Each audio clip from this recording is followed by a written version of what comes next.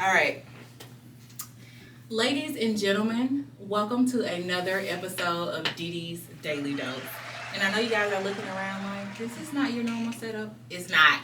The studio closed. We had to find a new one. Thus, the delay in the episodes. But we are back and better than ever. And today, I have a very special treat for you guys. Very unhinged. An HBCU graduate, a hustler, a father of 4 amazing children. So naturally a ladies' man. And also big congrats on recently becoming a homeowner. Ladies and gentlemen, let's clap it up for Tunk.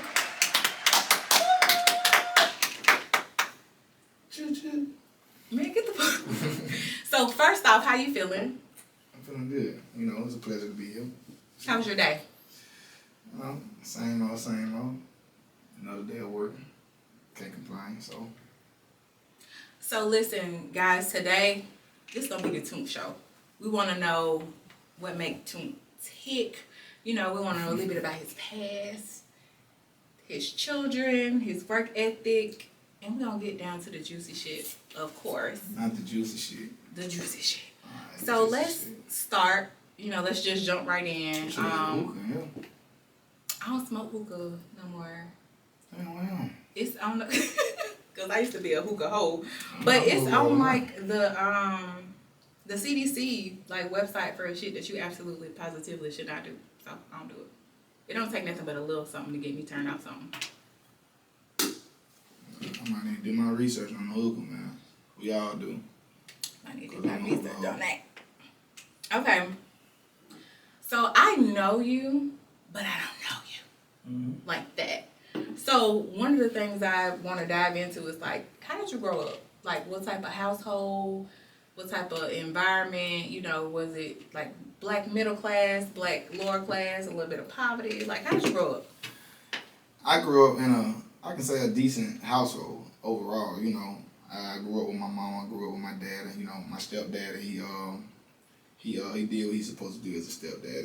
He been raising me since I was 6 months, so that's pops. You feel me? So my biological dad died when I was 5.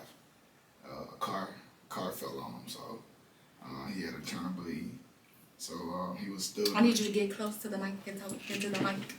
He was stubborn. You hear me now? Yeah, he was stubborn, so he ended up, of course, passing. You know, with a turn bleed in the inside. So. Overall, like I said, my household I grew up in was, you know, pretty sound. You know, I grew up with structure. I grew up with discipline. I grew up in a drug-infested neighborhood, I tell you that. Though. Where you from? I'm from Thomas. Not East Thomas either. Thomas. Across them tracks. What is Thomas? I ain't never heard of it. It's right on Arkadelphia. Oh, the west side. If you know where the old Church of Chicken was at, you know where the Circle K at by the DMV? The one that closed down? Yeah, it was a Church of Chicken that was right there in that little lot. See, you ain't from the west side, so you want. I'm from Pratt. Oh, so you from Pratt. So, yeah. You know, you come down Arkadelphia. You know where the Circle K is? Yeah, the one that's closed down. No, the Circle K is still there. What the fuck was that they just got the shooting at that got closed down? What you talking about? Car market? Coming down Arkadelphia, that big gas station that's at the light across from the DMV. Oh, you talking about Wendy's? That's Wendy's. That was Wendy's right there. That was a gas station. The Pilot. Yeah, Okay. Not the Pilot. You're going down too far. We're talking like the Circle K. Right there where the Circle K at, across the street. You feel me? Across them train tracks. At a point in time, it was one way in, one way out. You know, but they made a back entrance to Pratt. So it goes into Pratt. Them apartments that's behind them? Behind that Wendy's? Nah, not that. Okay. Nah, across the tracks. Okay, so you grew up in, with your stepdad. Do you feel like, so you grew up in a 2-parent household. Do you feel like that played a role in like? It definitely helped, you know what I'm saying? Especially in the black community. It definitely helped because a lot of people that I did grow up with, they either had their mama or they had just their daddy, you know what I'm saying? But majority of the time, they just had their mama, you know? So, yeah, it definitely helped to be, you know, one of the kids who was blessed to have a 2-parent household. Y'all can call it silver spoon all you want to, but one shit silver spoon, you know, so. What was y'all struggle? Well, you know, my mama and my dad always kind of made it to the point where I didn't know what the struggle was coming up. You get what I'm saying? Because I pretty much was blessed to have everything a kid would want to have coming up. You know what I'm saying? I had the trampoline, I had the basketball goals, I had the game system, PlayStation and Xbox. You know what I'm saying? So I had Y'all, it sounded a little silver spoon because we was poor. Nah, see, we was the type of poor. My dad was a street nigga though. So yeah, my dad was a street nigga, but I didn't know my dad was selling drugs until I got like, shit, maybe 10, 11. You know, when I actually, because I knew the type of neighborhood it was in, but my dad had never dealt with nobody in the neighborhood. You feel me? My dad is from the country, you know, he from Walker County. So. How did you find out he was selling drugs? Shit, because number one, I always got told, you know, by the people in the community, like, hey man, your dad is doing something. Like, nigga, he was big money. You feel me? Because, like I said, I had everything the kid wanted, you know what I'm saying? I stayed in the latest greatest, you know what I'm saying, as far as, you know, shoes and shit like that. I stayed, you know, up the park, stayed swagged out and shit like that. Had the basketball goal, trampoline, game systems.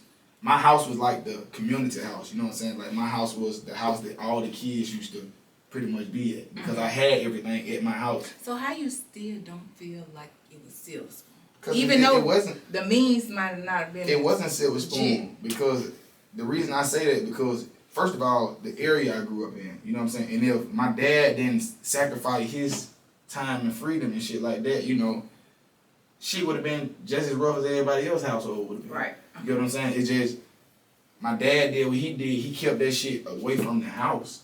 You know what I'm saying? Like I said, I was probably about 10 and 11 when I found out because at a point, I couldn't come out the room at a certain time of the night, you know what I'm saying? And it was always maybe 2 or 3 niggas over there at the house and shit. They used to have tablecloth and shit on the table and shit like that. Getting to work. I guess they were doing what they were doing, you know. I never seen it with my own eyes, but as a kid, you really ain't tuned into that, you know what I'm saying? Like, shit, that shit was the last thing I was worried about. I was just like, shit, Dad, Pop don't want me to come outside the room, you know what I'm saying? Did you ever view it as something that maybe you wanted to do when you grew up? Like, no, never. I'm going to tell you a funny story after this. No. So, okay. One of the things that I think is all of us, if you've been to any type of higher learning institution, is something worth giving yourself a pat on the back. We went to the Alabama State University. Hey. What was the thing that sent you to college?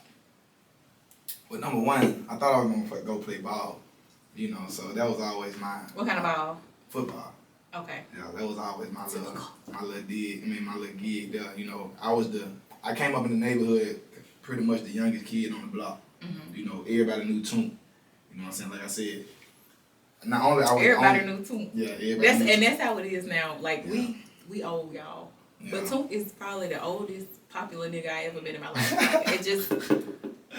He's a socialite. And folks that know me, I don't even know. They just know of me. You feel me? Like, even when I was in school and shit, I threw block parties and shit like that. So, my house was like always that house. And I had, like so I said, you was one of them kids with like the crazy freedom that just didn't make, like, you was grown. Yes, I had my first car accident on the Classic, my 8th grade year. I was 13. Okay, you had your first car accident when you were 13. How old were you when you lost your virginity? Well, I was in the 7th grade. I think I had head before that, though.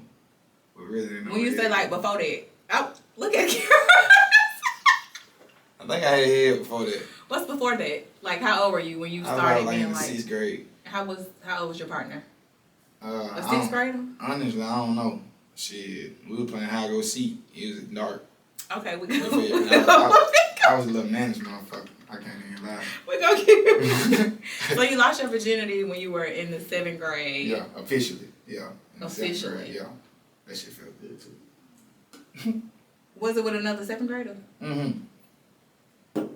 I'm gonna keep a name discreet though, you know what I'm saying? But it definitely was another. That shit was 30 years ago. Yeah, you ain't got to say her name, but that shit was so long ago. But yeah, she was bigger than me too. I was a little motherfucker coming up, you know, but she was bigger than me. She played sports too, you know. So she manhandled you?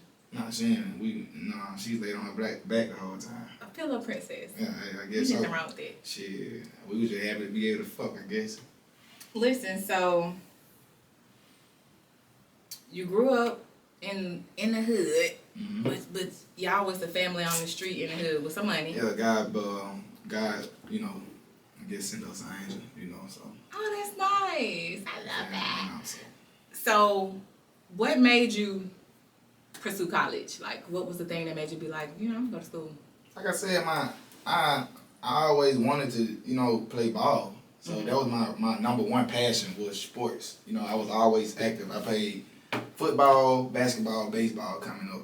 I really didn't get into the track until I got in high school, and I wanted to get faster for football. So you got a scholarship playing football? I could have had a scholarship. My ACT score was fucked up, so it kind of avoided me from, you know, from going to the next level. Niggas in the hood, actually, I grew up around a whole bunch of, like, pure talent. Everybody that was in our hood pretty much played ball from football to basketball to, you know, I think one of the rawest niggas in our hood probably was goddamn Ben Rogers. Y'all might not know Ben Rogers. Never heard of the guy. He went to Parker High School. That nigga was the face of Parker for a long time. The short nigga that played basketball? Nah, hell no. No. Benjamin Rogers. That nigga stayed in the paper. Like, that was one of the niggas I looked up to as a football player. You know what I'm saying? Long live his soul, you know what I'm saying? But, yeah, Ben died like 2-3 years ago. Yeah, probably like 2-3 years ago. He OD'd. But, yeah, that, I always wanted to play ball, so that was my number one passion, to go to school. Everybody thought I was going to be the meal ticket in the hood. Let's pause really quickly, because I think you just brought up something that, like, resonates with me. When you leave where you're from and go off to school, and, like, your friends still, you know, kind of participating still in the hood activities, like, how does that affect you? Because for me personally, my friends just didn't understand, like, the distance between us, and that I was trying to elevate from what the norm was for us. And so I lost, like, 90% of my high school friends, like, my freshman year in college. It's probably growing. But me, I still float through the hood, and I'm a sheriff. And I told you where I'm from. You know what I'm saying? I grew up in a drug-infested neighborhood, but I'm still me. You know what I'm saying? And they still have to respect that I'm a man before anything. This shit is an occupation, it's a career, so it separates me, you know what I'm saying, as far as in, like, I always been my own man. I'm not gonna do nothing to jeopardize taking care of my household. You know what I'm saying? What you do is what you do, but just have respect when you do it. You know what I'm saying? When I'm coming around, pretty much. I don't try to go, when I go in the hood, I don't step on nobody's toes. What you do to get your money, you get. So now that you're a sheriff, if one of your friends is like, let's just say I'm selling pussy. I can sell pussy around Sheriff Tunk. You sell pussy. That's your body. But it's against the law.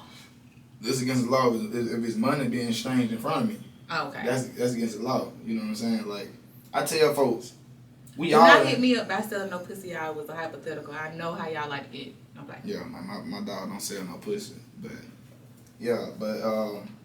we all have participated in something illegal. You know what I'm saying?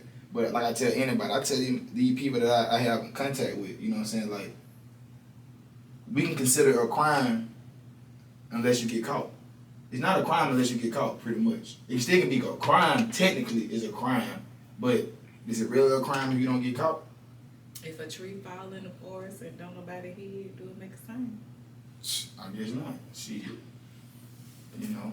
So, with that being said...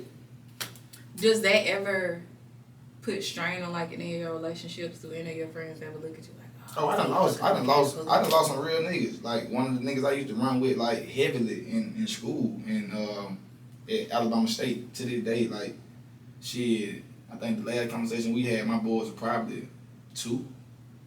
You know, shit, my boy is 7 now. He's 7?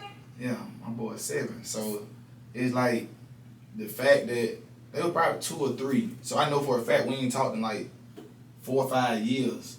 Like, for real. Off the strength of what you do for a living? Off the strength of what I do. Y'all had that conversation? And you know what I used to do in school, so.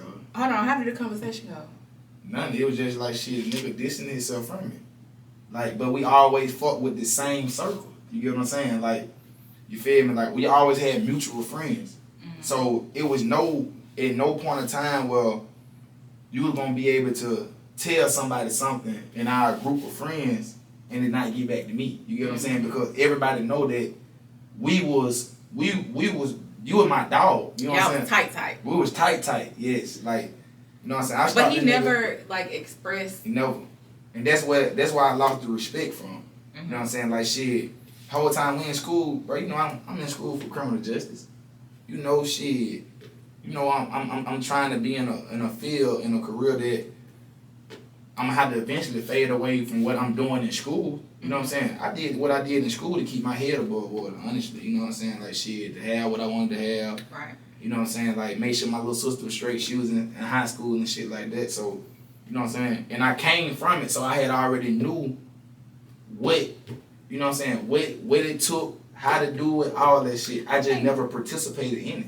I think we all did some shit in college to survive. You know what I'm saying? Because coming from where we come from, it's not a college fund waiting for you to graduate high school.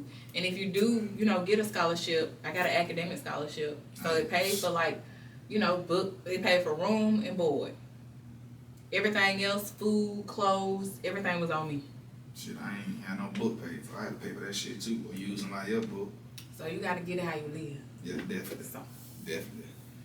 Now let's go into so y'all felt. Do you miss him? Do you feel like when it first happened, I can't even stunt like real nigga to real nigga. Like when it first happened, that shit fucked with me a lot.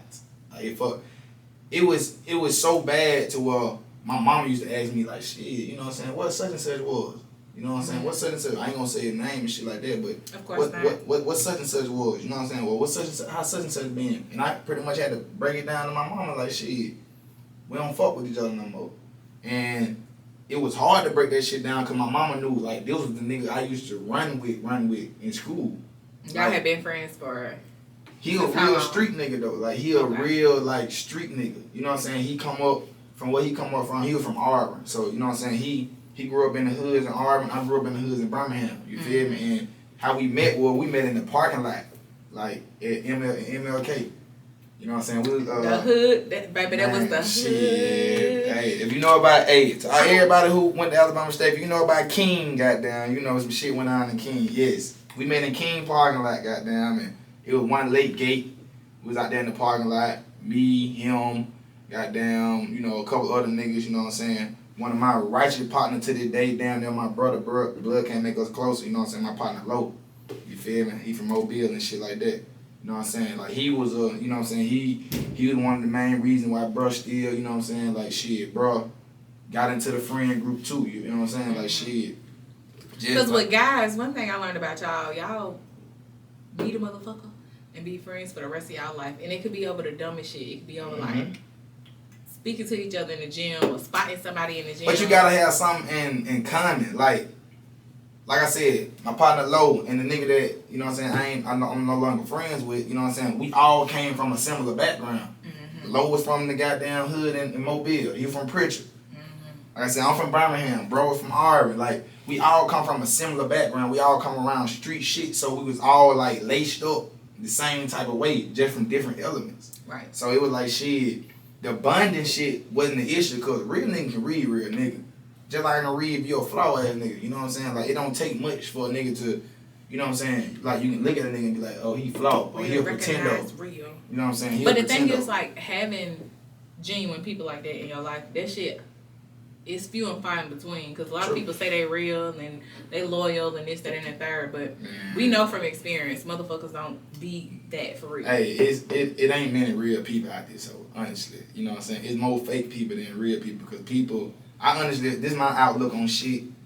I feel like you got more folks trying to pretend to be something that they ain't for an image. You know what I'm saying? Like, I'm a motherfucker who, like I said, who was just gifted, you know, in the way that God gifted me, you know what I'm saying, to have a personality, to have, you know, a conversation, to be able to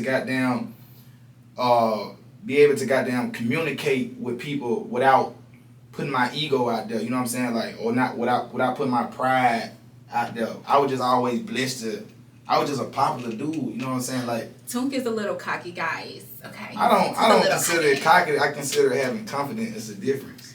I will cocky say and this. Confidence. I feel like social media fucked up a lot of shit. It fucked up a lot of shit, but also like as far as just perspective and like I've literally sat under somebody who got their whole personality from podcasts, from like listening to what other niggas say to form an opinion about something. Like a lot of people can't even form their own opinion on certain topics without going to see what the people on social media think first. And so for me, like, that's a lack of confidence. It's a lack of confidence. It's a lack of guidance. Yeah, because true. like men and women alike get a lot of their ideas and like beliefs and opinions directly off social media. True. I was having a conversation with this guy about like preference as far as like whether or not your genital area should be shaved. But I'm gonna drink. What they say? Double jeopardy.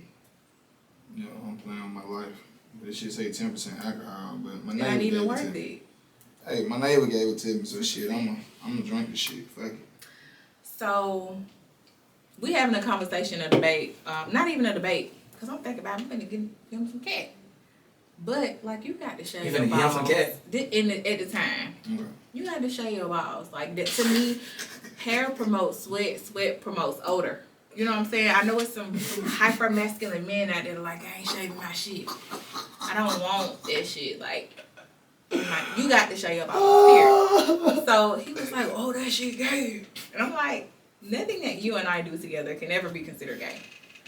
And he, maybe like the next day, somebody on Facebook said, if you shave your balls, you gay. And then another person came under it and said, I know that's right. And he screenshotted it and sent it to me and was like, see, them two random assholes from the projects talking about, I don't go give a fuck fuck where with they them. from. Shit, Go fuck with them. Hey, hygiene a motherfucker, bro. I shave my nuts. I don't give a fuck. I shave my shit bald. As you should. Shit, I can't stand no. I'm a neat nigga, as you can see. You feel me? Hey, Don't stand up and go on show. you know what I'm saying? Hey, shout out to my nigga Tay, man. You know, with the Broken Dream shit. You know what I'm saying? I got this shit. I'm loaded with this shit. They should sponsor me. We're going to add Sponsor Tay. me, man. You know what I'm saying? Yeah, Broken Dream. I fought with it the long way. But, like I say, I'm a good hygienic nigga. Hygienic nigga. I think that right? Hygienic? Yeah. Mm-hmm. You got good hygiene. Yeah, okay. What do you consider having good hygiene as a man? Shit. Number one, you can't stink. I take me personally. I'm gonna take a mandatory 2 baths a day. Every day. Every day I take 2 baths. You don't ever just have a long day and just fall asleep. Negative. I'm gonna take 2 baths a day. There's no ifs and buts in about that. I'm gonna take 2 baths. If you done spent the night at Tunk House and you lying, shoot me a DM. Alright. I'm just playing, but keep going. Yeah, ain't nobody been around me that long to know that. Really? Mm-mm. No girls? No women? Nah, you ain't seen me take this. Yeah, it might be one out there. Okay, keep going. What else? But A as man far as doesn't you have gotta bathe your ass. A lot of these niggas seem like they scared of water. You know what I'm saying? Like cats. You know what I'm saying? Like cats. You know how cats scared of water shit. A lot of these niggas ain't bathing. That's very important. Like shit, I get my nail did and shit like that. You know what I'm saying? Like they ain't did right now. You feel me? I had to cut them myself. You feel me? But I get pedicures, I get manicures. But I'm gonna make sure I bathe. I'm gonna make sure I'm gonna keep a nice trim cut. You know what I'm saying? I ain't the regular look, just not me. You feel me? That's why I'm glad I don't have a fucking beard. You know what I'm saying? Cause nigga be like, shit, no shade November. Ain't no fucking way you ain't shaving. No You don't do that shit. Fuck all that shit. Hell no. I'm gonna stay neat. I'm a neat freak, damn now. Shit. I ain't got the what they call this shit, OCD. You got a face care routine? I just got my first facial for my birthday. Oh, I did see Yeah, that. you How was know. that? Hey, that shit was good. I'm gonna go back at the end of this month. So yeah. So fellas, keep your nails and toes done. Yeah, man. I ain't got Get the your best looking balls feet. shaved. Keep them nuts shaved, bro. You know what I'm saying? Is Especially it like, bald or you got like it's no, landscape? bro. Hell no. When I shave my shit, and I don't shave, I got some clippers. I don't use no fucking razor. What's wrong being bald? Nothing. But you just prefer. But yeah, I'm just gonna get my clippers because razors bring bumps. You know what I'm saying? Like shit. You can always use Nair. Man, fuck all that. That shit burn. I heard. Shit, I used that shit on my head one time. That shit gave me a 30-degree burn on my shit. I'm bald here, by the way, y'all don't know. But yeah, hell no, I ain't putting no nail down now. Shit, you fuck around and miss a spot up underneath in that gooch area. Shit, you know Hold on, pause. Fuck that. Fuck that. Shit. We never left now. Alright, we never left now. Did you call me some more? No? Wow. I ain't post shit. It's crazy. I'm in here working hard. You ain't even taking care of your boy. Man, shit. I'm feeling it. Listen, the designated drink for Dee Daily Dose is I'm Taylor starting to Port. feel sexy. She got me drinking this Taylor Port shit, Don't be man. lazy. This Taylor Port shit. This shit is damn near dancing with the devil. It's like taking shots, Man, this but shit. they're a lot more smooth. Okay, well, gotta go to work in the morning. Man, me too. 7 o'clock. Okay, so one of the things that I'm interested in, I want to hear about your HBCU time and Experiences. and your home phase. Shit. So, You know what they say? We had a time last. oh, great. Hey, the whole 4 years of it. For So real. tell me, like, what your freshman year was like. Because for me, you know, I grew up in foster care. So it was like super duper strict. Oh, you grew up in foster care? Yeah, for the Damn, most part. see? This my friend, I didn't even know that. She grew A up lot in of people foster don't care. know that. Well, I Yeah. grew up in the streets first, and then, like, when I got to a certain age, Oh, she grew up in the street. She was DHR. Brooklyn first. 25 or 5. But DHR was like, you know, 25. we gotta get this bitch out the streets. And they gotta be out the streets. Yeah. But when I went to college, like, my foster mom, she was like real strict. I couldn't even hang out with my friends because she just knew the environment that I came from. Yeah, It was like she ain't super want duper you. hood. But it went,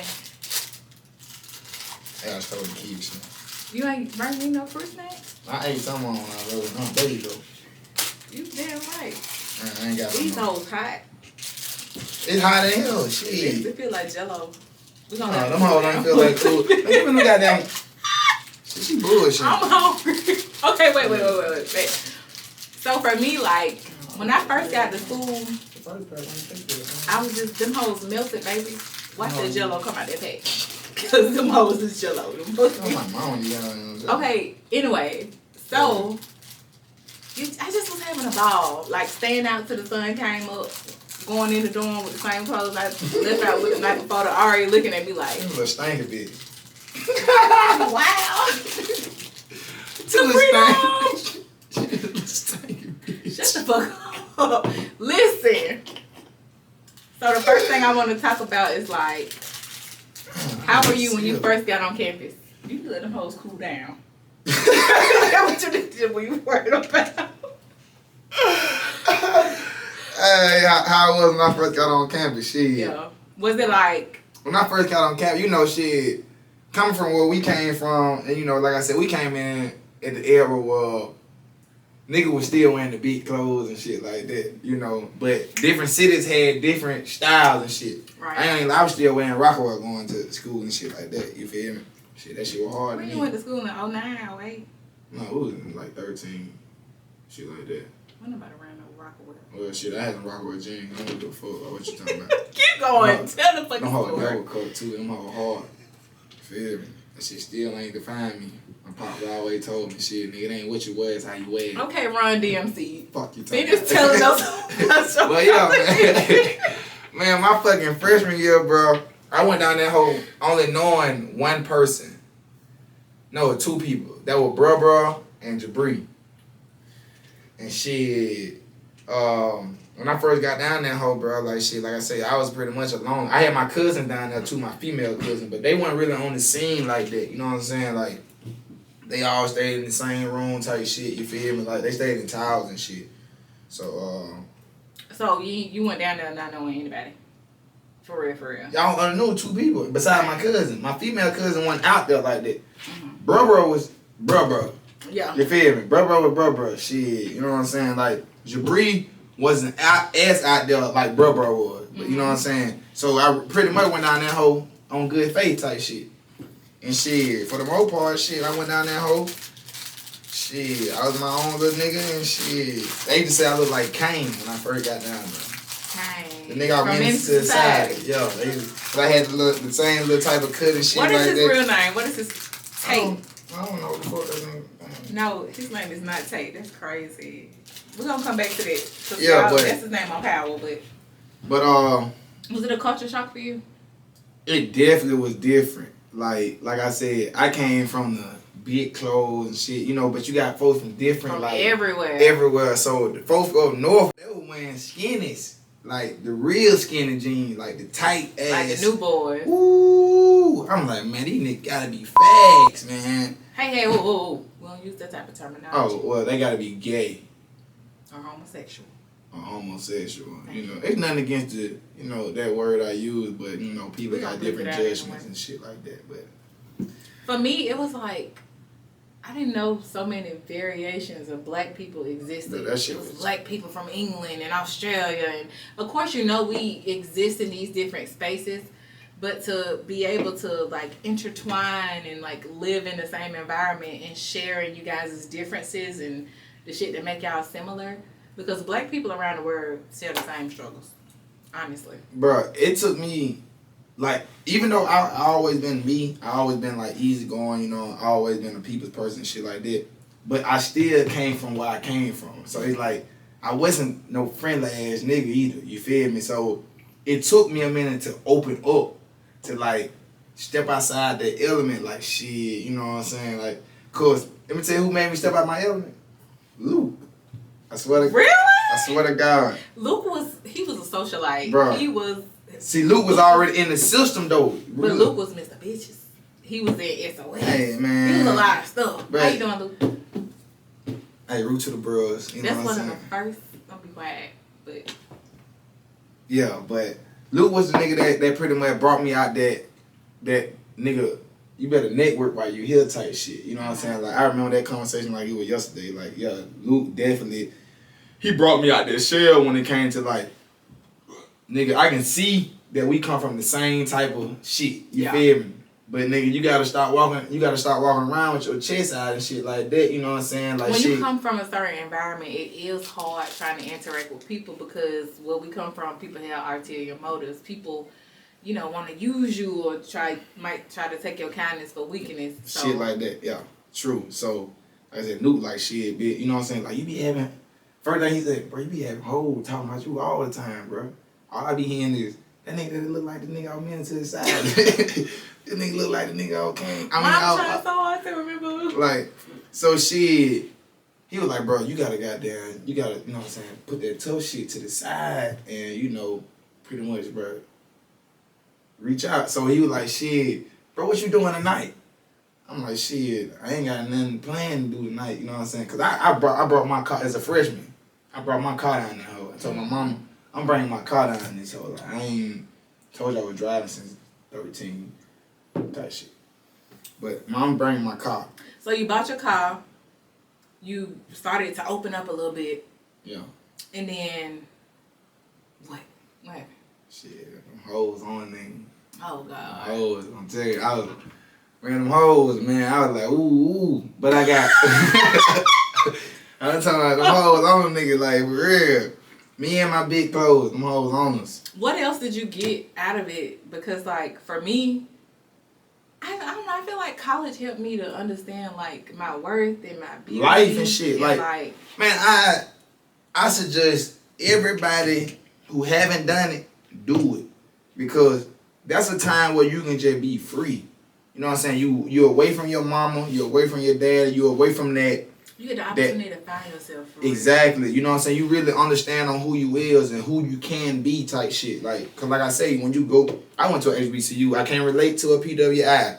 I can, and let me tell you, I went to a PWI for grad school. I'm not gonna say, like, I'm not gonna call out the name because I think it's a great institution. But it was a culture shock for me to be, you know, a part of the minority again, you know, at a PWI versus the HBCU. And it was a real bad experience. Like, in one of my classes, right. It was a diversities class. And we just used to encourage open conversation and with no judgment. And this white girl asked me why she couldn't say the N-word in front of like the whole class. It was the craziest shit I ever experienced in my life. I was waiting for Ashton Kutcher and them to come out and be like, "We got you." But no, that shit was like dead ass. So like, man, I was like, bitch, are you serious? Like, you can't be like that though, because a lot of people, some people don't get to interact with black people, and they only know what they see on TV and social media. I understand that, but you cannot reinforce. No, I'm still me. Well, not because I'm educated too. I got that hood shit in me, but it's a whole nother side of me that's very, very intellectual. I would have had to pull that bitch to the side or something. You know what I'm saying? Like, you feel me? Like, after class or something, like, how could you dare? You feel me? Like, this shit real. Now, how could you dare? Like, for real though, like. Okay, to paint a picture, she was not, like, she was like a lower class, probably impoverished. Her front tooth was missing. No. And she worked at Taco Bell, but she was in grad school with me. And her... So she did... the question, I don't know if it seemed genuine or not. I do feel like it was some genuine curiosity behind it. But I feel like you can do a quick Google search and figure that shit out. But her thing was like, she worked at Taco Bell, and the dudes that she worked with said to each other all the time. But if she said, it'd be like the worst shit in the world. Yes, bitch. There's history behind this shit. The fuck you mean? We got our ass whooped for this. That's just like pledging. Shit. Before you can say certain shit, you can't even... Shit, fuck all that. I ain't... But the N-word really don't fade me no more. Like, it ain't what you say, is how you say it. I guess it's like that. Like, I grew up around white people, bro. Like, I grew up around white people as far as in sports-wise. Mm-hmm. Now, they ain't come to the same neighborhood I came to, of course. Mm-hmm. You feel me? They was the one that was buying the dope. Mm. Well, I was raised up that, but sports wise, when you at a level in sports and shit, you know what I'm saying? Like, you gonna get introduced to a lot of shit. Like, I was like one of the only colored. It's Black History Month, so you can say colored. You can't never say that shit to me. So I was one of the only colored kids on the team. Like, my whole team is 11 white folks. So a white person can, if y'all cool, we can be like, "What's up, my nigga?" If I feel like it's genuine, yeah. Man, you crazy than a motherfucker. I don't give a fuck if my grandma was white. You can't I don't give a fuck because I don't give a, cause that shit doesn't fade. I know you don't mean no harm. You know what I'm saying? When you say this shit, I know you don't mean no harm. You feel me? Because people say that shit. People say what they taught. You feel me? Like, if I know you come from this type of background, but I spent the night at white folks' house, like literally. So, but my thing is, I know that, you know, just like all black people aren't alike, all white people aren't alike, and all white people aren't racist. Mm-hmm.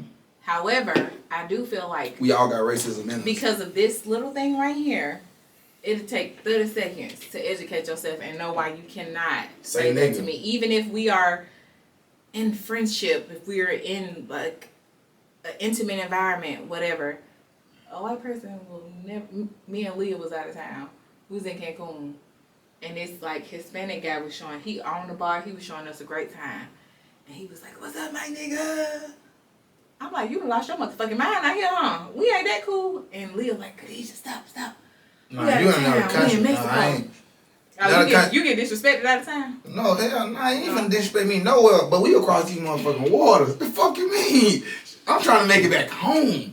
Sometimes you can educate somebody and it ain't got to go to the left. Nah, fuck that. Cause if I'm loaded, you feel me? Like, I'm gonna be like, "Yo, what up, my nigga?" But hey, my nigga, you doing a little bit too much. But some folks might get offended with that shit too. I get offended. You know, I don't play like that. No, what I'm saying is, okay, what the fuck are you gonna do with these motherfucking folks over here that if you get offended, you just get a fucking offended. These folks can keep your ass over. No, because guess what? In that conversation, he started explaining like, "Oh, I just got out of jail and I'm around black people all the time." Cool, but you're not black.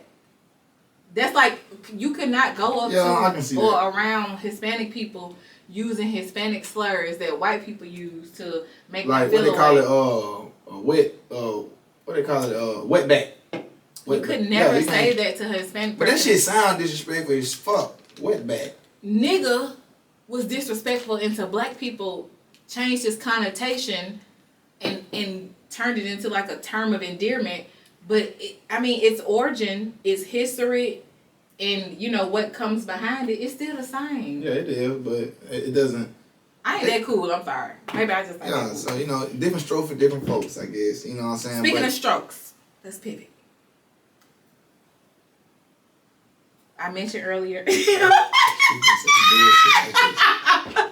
I'm ready for it though. I mentioned earlier in your introduction that you are the father of 4 beautiful children.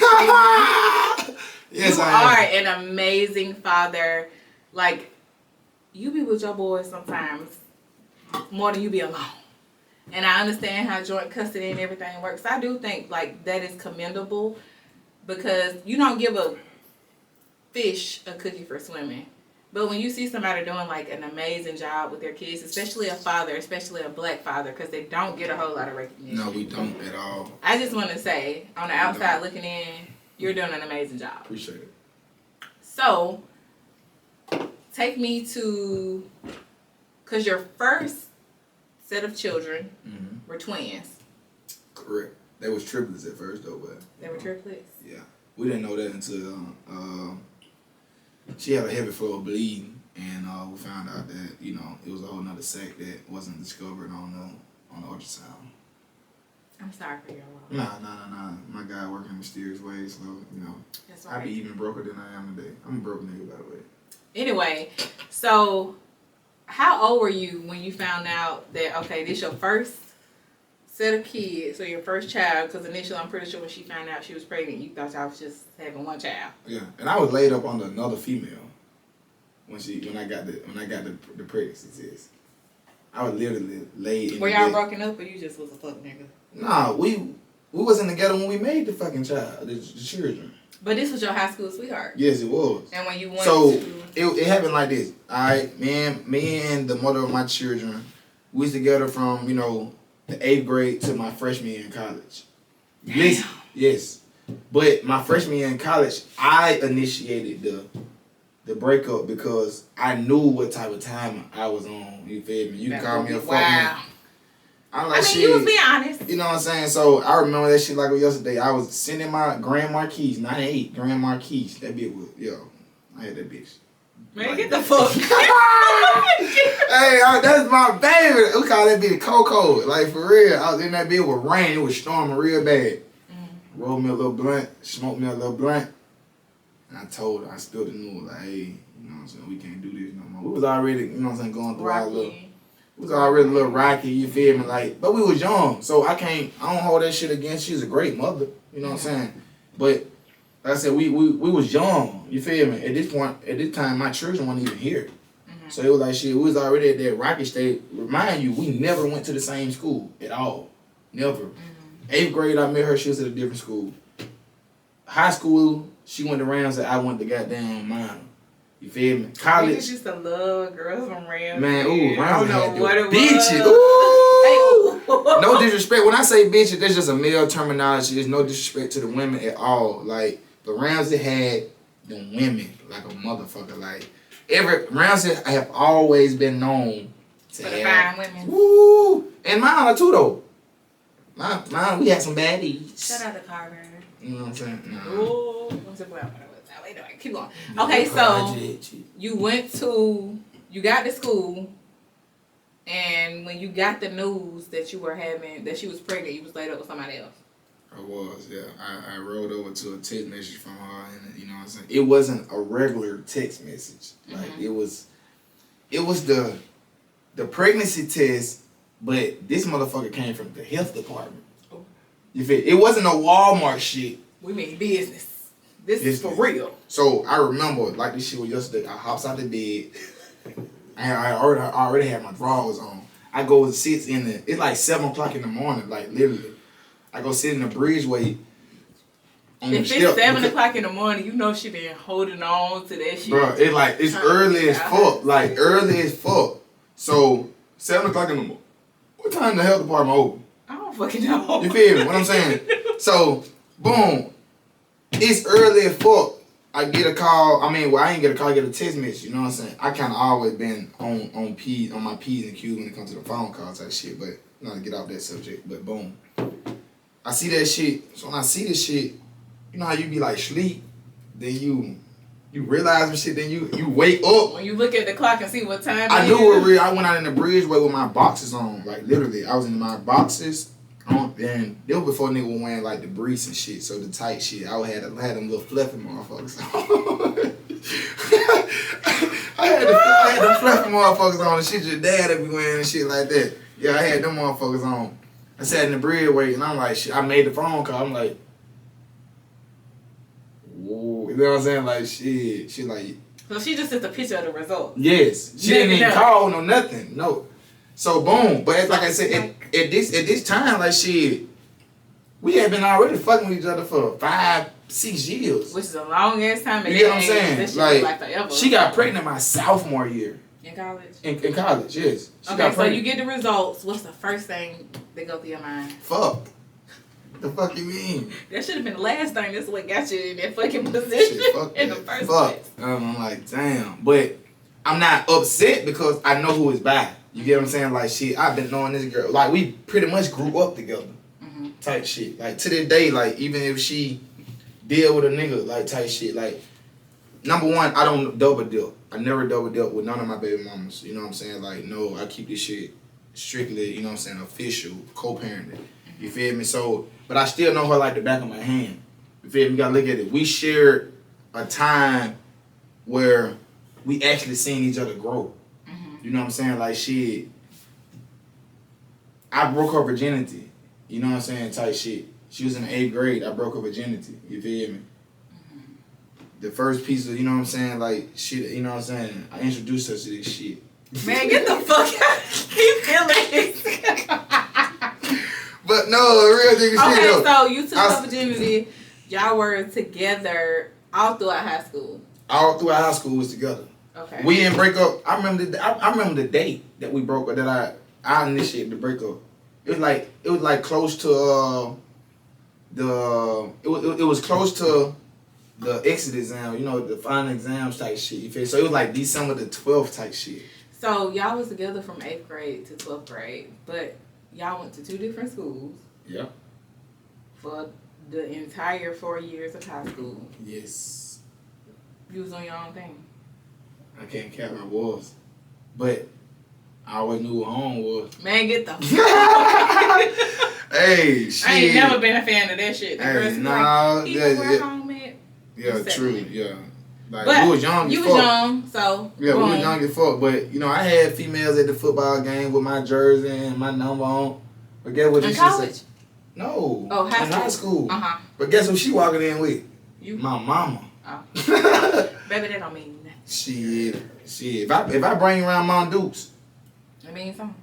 I don't play that. You're not finna see Mount Dukes. I don't fuck with you. I don't trust nobody, mama. Because your mama gonna ride with you, right? Oh, of course. Ride or die. That's my partner. But I got enough respect for her not to be bringing no women in and out the house. Like, hell no. Like, that's my dudes. Like, I'm gonna keep this shit 1,000 hours with her. Like, ain't no reason to lie to her. She know what she do. Okay, so that's the story behind, like, how you found out your twins were on the way. Yeah. And your first baby mom. So even when y'all had the twins, y'all still weren't together? No, we wasn't together. And y'all haven't been together since? Nah, negative. Really? No. So y'all, even when you found out, like, the twins was on the way and stuff, you ain't just saying, like, I'm trying to make my family work? No, we screwed a couple times. Of course. Shit, it was already set in stone. You know what I'm saying? Like, shit, we screwed a couple times. But you gotta look at it. That was the time, it was my first set as well. So a lot of this shit, we taught each other. You know what I'm saying? It was a learning phase. Like, to this day, like, I'm still learning. Like, my boys don't understand, like, y'all was the first set, so I'm still learning, like, how to be a parent type shit. I'm just trying to be the best parent I can possibly be as of right now. But they making it easier for their little siblings, 7 in Denver, you know what I'm saying, and whoever comes behind them. You feel me? Because they was the test. They was the, you know what I'm saying, the test shit. You know? So they get all the hard shit, you know what I'm saying, but they also get the good shit as well because they was the firstborns. So it's like shit, that was the first grandchildren.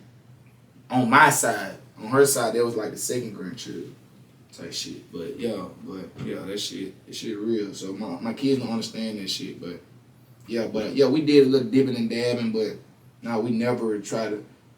Not saying that she didn't want it to, you know, try to. Everybody want their family to work. Do you ever look back and wish that, like, I wish I would have gave it another chance to try to see if our family could work? I can't say I haven't never thought about it. You know what I'm saying? Back before they was the age that they is now. You know what I'm saying? Like, but I also look at it like shit. We all grow apart too.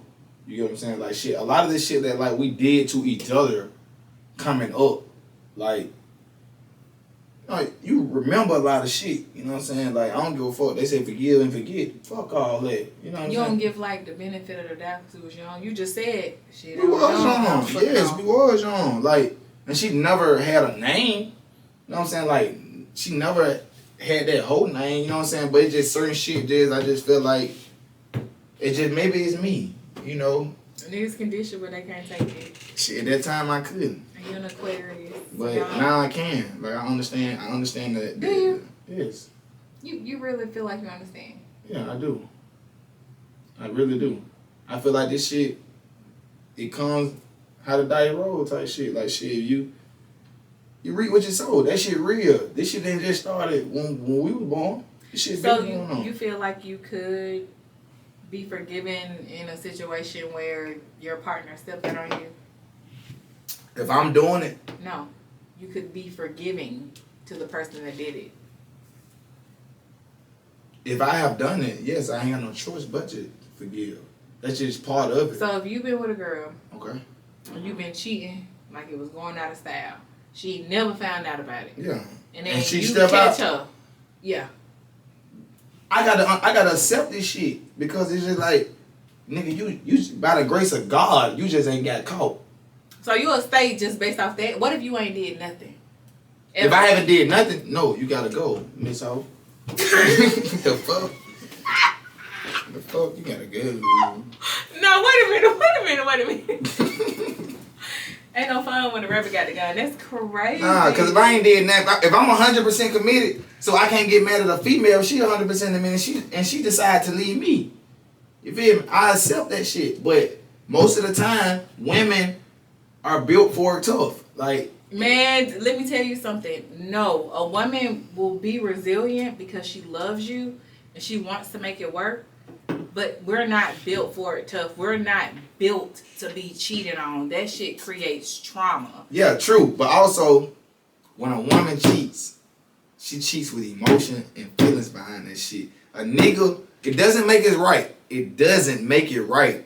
Niggas, we are wrong when we cheat. Yes, let me say this. I'm gonna make this shit clear. We are definitely wrong. Just because we're a nigga, it doesn't open up the give us the green light to go fuck however many hoes we want to fuck.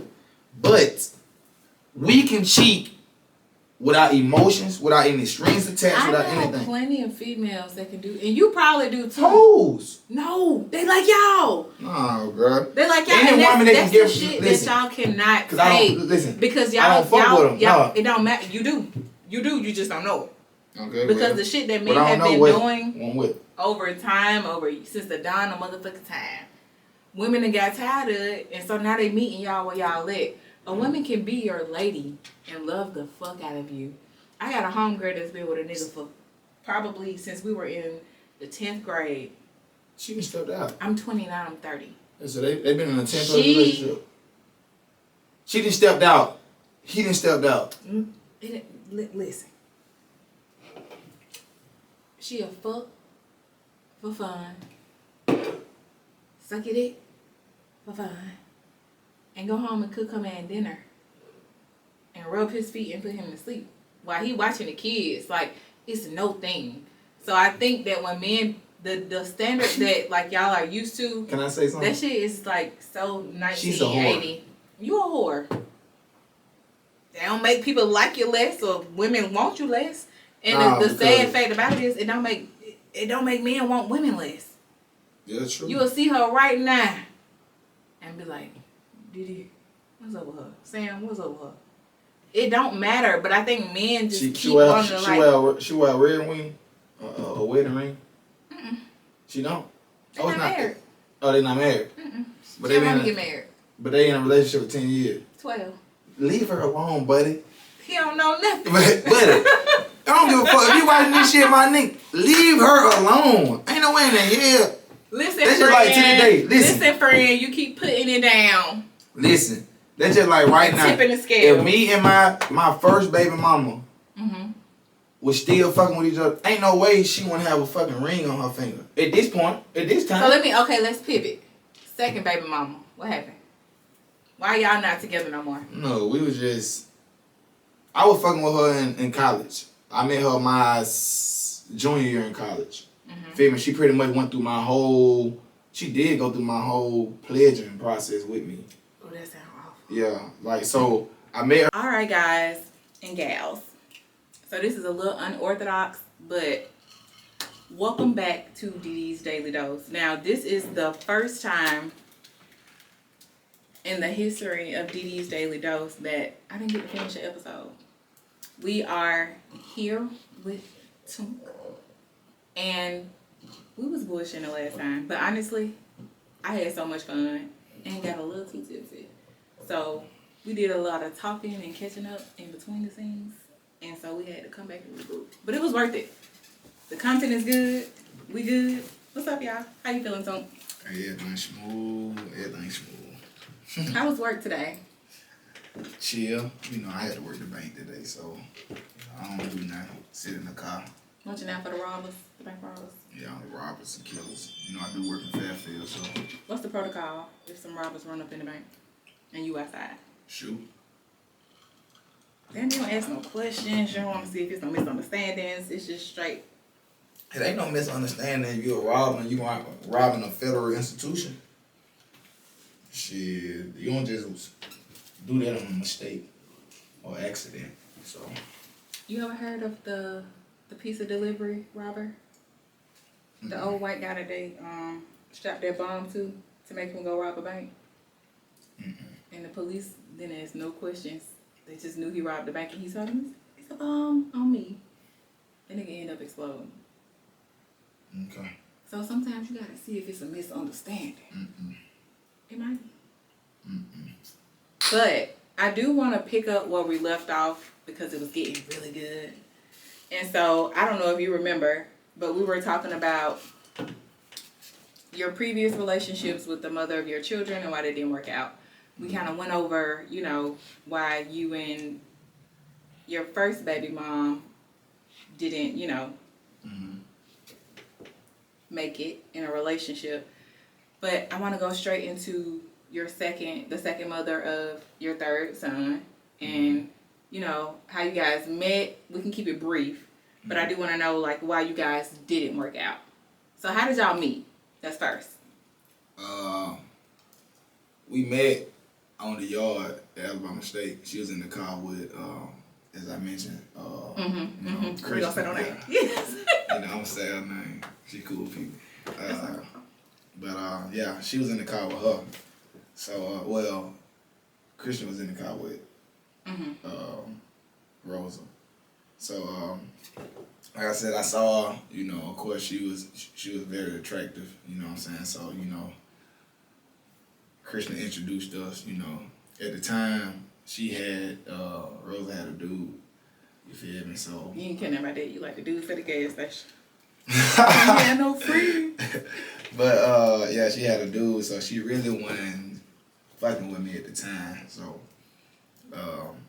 by the time we ended up hopping in the car, me and my little brother, we ended up hopping in the car, going to take Christian to get her car.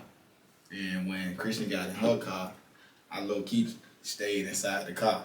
And that's when you put the Mac down? No, I ain't even put no Mac down. She ain't give me no time in the day. She told me to stay in the back seat. Because he was loyal. I like that. You know, she told me to stay in the back seat. I'm like, damn, you must be fucking with somebody on the yard or something. You know what I'm saying? She was like, I just don't want you in my back seat. I don't know you like that. You know, I'm like, I don't want you in my front seat. I don't know you like that. I'm like, all right, bet. But you'll take me and make me play. She was awkward. She was with it. Yeah, she did take me. You know, so, you know, I guess she seen some potential. But, you know, so we had been fucking with each other for about a year and a half, maybe 2 years. So after that night, y'all just started fucking with each other? Nah, after that day, you know, she, like, I don't even think she gave me her number then. I think, you know, we had another run-in at the skating rink. We was texting here and there, you know, but I think I got her number through Christian, you know what I'm saying, or something like that. I can't remember everything, you know, Verbatim, yeah, you know. So, but we was texting here and that, one no everyday thing. She still wasn't really fucking with me because, like I said, she had a little situationship going on with, I guess, somebody. Yeah, so when she seen me at the bowling alley, you know, we used to go to the bowling alley on like a Wednesday or some shit like that. It was like college nights. Yeah. So I seen her at the bowling alley, and when I saw her, you know what I'm saying, she kind of didn't want to speak. You feel me? So I'm like, big. Her man was in there? Oh, I don't know. You know what I'm saying? I really didn't care, you feel me?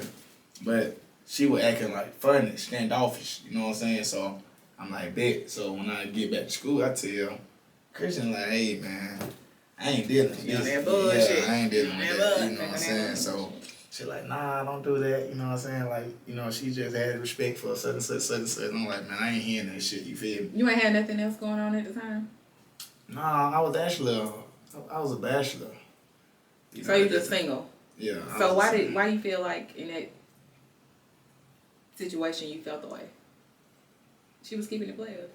Yeah, she was keeping it player. You know, I had my own little situations going on too. Situations, you know, but I was dealing with one female harder than, of course, the other females, you know what I'm saying?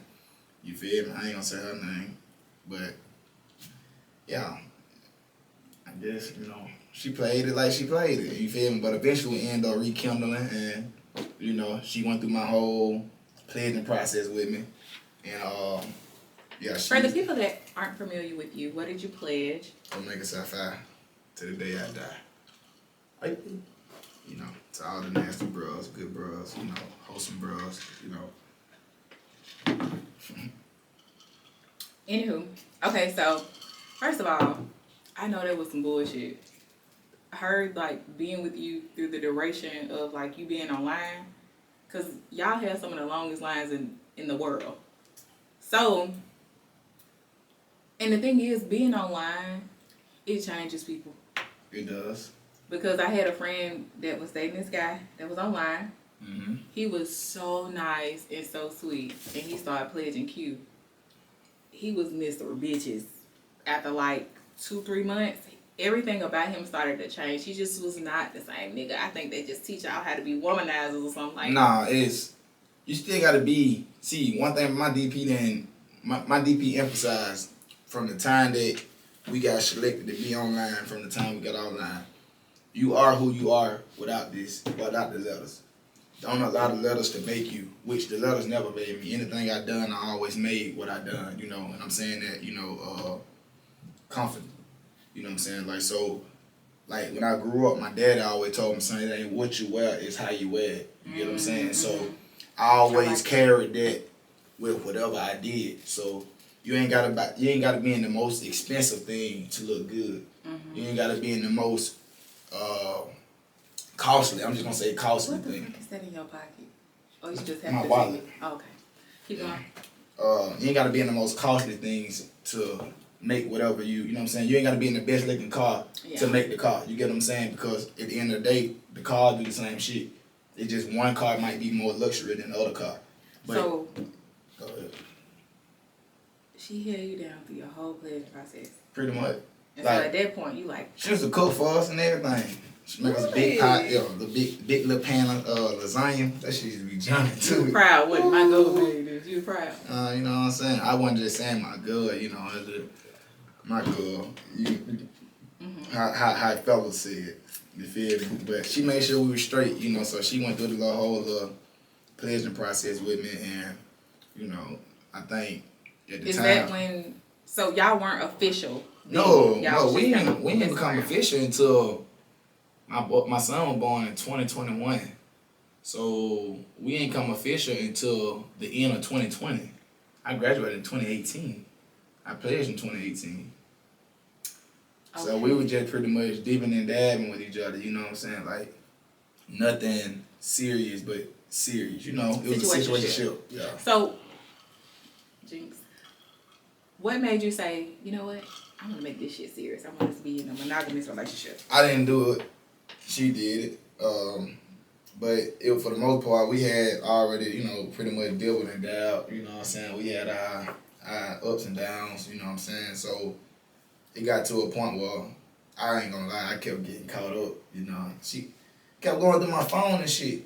You feel me? So I feel like when you go looking for certain shit, you find what you're looking for. You know, it doesn't make it right, but I wasn't 100% committed to no one then. Y'all weren't in a relationship. Yeah, so you had no, even if you're in a relationship, you still have no business going through nobody's phone, you know.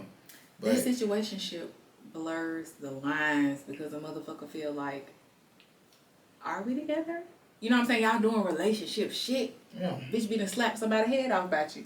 So she really get to feeling territorial. You probably, whether you want to admit it or not, was probably feeling territorial too. And no. No, I don't think so.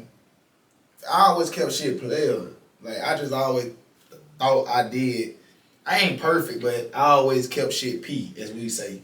I understand that. But all the time and effort and energy, at some point you start growing to care about her. Yes, I can care about you, but still keep shit P. You can keep shit P, meaning that, like, I ain't gonna see you sweat, but that don't mean if you see a nigga pressing up on me, you not gonna feel away. You can keep it P and don't never say nothing. Yeah. That's what I'm saying. Okay, you can say that. I feel like that's a natural response, though. What? Like, jealousy? feeling a certain type of way. You know, when you're involved with somebody that you genuinely care about. You know, that's a natural response. Like, you can, even if you don't care, you're going to care naturally because it's just part of a human behavior. You feel me? So if I'm fucking with you if we fucking with each other, you know what I'm saying? We've been fucking with each other for a period of time. We sleeping together, we all hanging that, out, you know what I'm saying? All yeah. that. But it's not a title attached. Mm-hmm. Even though I say, or we agreed that if I'm out and about, you know what I'm saying, you talking to niggas, they ain't gonna phase me, shit like that. But you also understand that when certain shit is involved, which is alcohol and shit like that, you know, and you in a certain environment and shit like that, you know, females come on to men and men come on to females. You know what I'm saying? It'd be like the spur of a moment type thing. Mm-hmm. Me, I feel like personally, I keep that shit P. I can blank out what's going on. Because at the end of the day, I have to understand that we ain't in a relationship. You get what I'm saying? So the door. So you real head over heart. Like, your heart don't run you. You're very logical. Yes, I try to be a man of understanding. Okay. You get what I'm saying? And I expect whoever I'm dealing with to be a woman of understanding as well. But like I said, it's respect with everything. I ain't gonna sit here and just allow a nigga to grab your ass and shit like that when I know what we doing, you feel me? He keeping the respect, but I can't, first of all, I like bad bitches. You know what I'm saying? No disrespect to the women, you feel me? It's just a man terminology. You know, I like nice looking women. So I feel like I fuck with only 8, 9s, and dimes. So whoever I'm dealing with at the time that I'm dealing with. You ain't never had a questionable, I ain't gonna tell nobody I hit that. Hit that or was dealing with that? I don't know, because I feel like sometimes personality can, like... Nah, every nigga didn't hit an ugly bitch. For sure. Yeah. But sometimes, like, personality can... I ain't finna... No. Okay, you bang like 8, that? 9s, and dimes. 8, 9s, and dimes. Okay, yeah, boom. You feel me? You know. So, you and Rosa got together. Yeah. Got in a relationship, and you say y'all son was born in 2021. We got into a relationship coming into pretty much 2021. So 2021 we got into a relationship because we both was in the A coming into 2021. We was in the A bringing in New Year's. Mm-hmm. You know, even though she was with her people, I was with my people, but we mingled up, you know what I'm saying, at 12 o'clock type shit. That's cute. But yeah, that situation happened. We made it official. I pretty much cut all my females I was dealing with off. I ain't gonna lie, I sent all on the same text message. What the text message said? I can't remember what it said verbatimly, but it said something like, you know, hey, we can't do this no more. You know, I decided to, you know, pursue one woman, you know what I'm saying, and out of respect of you and my relationship, you know, I just felt like I owe you that, you know, that honesty. So y'all getting together it was a mutual decision. It wasn't just... Yeah, it was a mutual decision. Okay. Yeah, true. Okay. True. You know, I stepped out on faith. He making it seem like all the bitches was the issue, and I just feel like... No, I feel like it takes two. For sure. Okay, so y'all together, New Year's, y'all done made it official on New Year's. Mm-hmm. What made you decide to end the relationship? Or her in the relationship, or because I know at some point once y'all got together, then y'all had y'all son.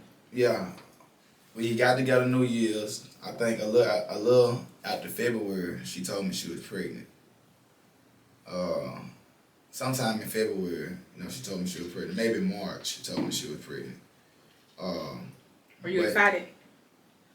At the time, honestly, I didn't. You know what I'm saying? I feel like neither one of us were ready for a child. Because at this time, you got your twin boys, and how old are they? In 2021, they were born in 16, so they probably 5. You know, 4 turning 5, or just turning 5. And that's a lot, because I heard 1 is 1, but 2 is a lot. Yeah, I don't know. I ain't got no kids, but I know what it takes, and what comes with having a child. So with us being in a relationship, I understand that was probably a hard pill to swallow. Your spouse telling you that you pretty much they not ready for a child, but y'all been dealing with each other from 2017 up until now. So I held you down through all of this. Yeah. Was she involved with your kids at that point? Yeah, she used to fuck with the boys. Yeah, her and the boys had a pretty decent relationship. So I held you down from all these years. I'm involved with your children. I see how you carry on with your kids. Mm-hmm. You and I are in a relationship. Why we can't have a baby? Because I feel like a child doesn't make a good relationship. Mm-hmm. I look at all the logical things that come with a child. You know what I'm saying? I feel like we need to be not only financially but mentally and physically prepared to bring this child in the world too. Mm-hmm. You know what I'm saying? At that time that, I was in my career field, but she wasn't in her career field, but she was pursuing her career field. You get what I'm saying? So, you get what I'm saying? You had that on your plate on top of, still trying to find out where you wanted to be at. It's just a lot of stuff that came with it. That I felt like we wasn't mentally ready to have a child. To take that next step. You know what I'm saying? Because having a child is a lot. So did y'all fall out in that moment of No, we didn't actually fall out. When it was questions asked, and the conversation then go as planned on both our ends. As you assumed on both our ends, but we eventually got over it and accepted the fact that, okay, we got a child finna come into this world. Mm-hmm. And boom, it is what it is. At the end of the day, the male don't have a decision, when it comes to what a female would like to do with her body. And then as a male, you have to respect that about that female, because certain people take certain things in a different a different way. I want to, first, commend you for saying that, because everybody don't feel that way. But, the woman is who has to actually carry the baby and deal with the physical difficulties of being pregnant and everything. So I definitely understand that. But I do agree with my body, my choice. But I do still feel as though a conversation needs to be had, because it takes 2 people to make a baby. Yeah. And I was having a conversation with this guy who just was casually fucking with this girl, and she ended up getting pregnant. And they only fucked twice. And she wanted to keep the baby, and he was like, I'm not in a space financially to, I'm just not there yet. And it was just kind of that's too motherfucking bad. She had a baby, and immediately, I think he was on child support before the baby was born. And he felt like he got did wrong because he ain't agree to that. But I also kind of feel regardless if somebody said they're on birth control or whatever. You gotta be able to accept the part you played. The part you played, yeah. Because my first baby mama got in, the first mother of my child, children. She got pregnant on birth control. I don't know if what kind of birth control was she? She was on the pills. Oh, that shit's unreliable. You miss a day. You know what I'm saying? So I don't know if she was taking them, consistently or not. You get what I'm saying? I'm not putting anything on her, because we were doing what we were doing. But the fact that I had the knowledge that you was on birth control, boom, you get pregnant. And not only did you get pregnant with 2, you had 3. Then we ended up losing 1. You get what I'm saying? That we didn't have no knowledge about. So boom, my twins were really supposed to be triplets, you feel me? And then boom, all of a sudden, I got another little boy on the way with somebody who say they was on birth control. You know what I'm saying? But then as stories came out, boom, she got out birth control. And then, you know, thing went like that. I'm like, well, why wasn't I aware of it? You get what I'm saying? And did you feel, because, and everybody's different, but me personally, if I'm sleeping with somebody, I'm gonna let you know I'm on birth control, I'm not on birth control, yada yada yada. You know, I'm not trying to have a baby right now, so whatever we got to do, that's what we gonna do. Do you feel like you kind of got betrayed because she got on birth control? But I don't. You get what I'm saying? Because, like I said, I try to be a man of understanding before anything. You get what I'm saying? Like, if I feel like that it definitely was a conversation that's supposed to be had. You know, even if you was out birth control a day, you get what I'm saying? You know what we were doing. You know what I'm saying? You know I wasn't, you know, pulling out or anything like that. So I feel like that's definitely a conversation that's supposed to be had. But I also, like I said, I had to put my my shoes in the other person's footsteps as well. This is my nigga. You feel me? This somebody who I trust. I feel as if we might have a future with each other. So, boom. Maybe I feel like I have to tell you. So I try to look at it in all forms and fashions. You get what I'm saying? So I don't hold her 100% accountable for what happened. You get what I'm saying? Because like I said, like you said, it takes two to count. So when did y'all kind of take a turn and maybe start to like grow apart or feel like I don't know if this relationship is gonna work? Pretty much is you know, after we got over that little hump there, you know, and pretty much accepted the fact that, you know, we was gonna, you know, have the child, you know, went through my phone again. You know. You was on some bullshit. I wouldn't really say I was on bullshit. What you would say? I wouldn't really say I was on some bullshit. I can't say I wasn't texting other females, but like I told you, I had sent all my females the same text message. Some of them just went half. No, they respected what I had going on, but I still was, you know, standing in communication, but not on that level. So it was no inappropriate conversation. I don't feel like it was an inappropriate conversation. Nuh-uh. Wait a minute. You saying you don't feel like? I don't feel like I don't remember everything like. But you weren't trying to link with nobody and sleep with them. No, I don't feel like it was that to that. You saying you don't feel like it's because I don't remember everything like clearly, but I know it had something to do with her going through my phone after I told her, like, after we made shit official, that I don't think I would like for you to do is don't invade my privacy. If you curious about something, ask me and let me make that decision. You gonna be honest? Oh yes, most definitely. Because I asked you to do this. So if you was curious about something that pretty much you wanted to know, you know what I'm saying? Well, I'm having second thoughts about if you still dipping and dabbing with other people. All right. So do you mind if I see your phone? At this point, it's like I can't tell you no. Because no means this way. So if she just asked you in your face, you would have gave it to her. I would have gave it to her. But don't allow me to be on this and go to sleep. Like it was times, bro. Like literally every time that my phone went through, I was pretty much fucked up. Every time. Vulnerable. You know what I'm saying? Like pretty. You know what I'm saying? But every time she went through your phone, she found something. For the most part.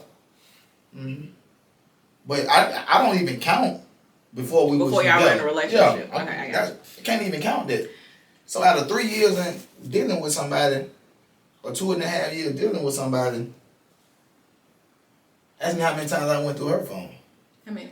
Zero. You never went through her phone? Never. I don't do that lame ass shit. That's lame shit to me. Okay. She went through your phone this time and this was motherfucking it. You was done.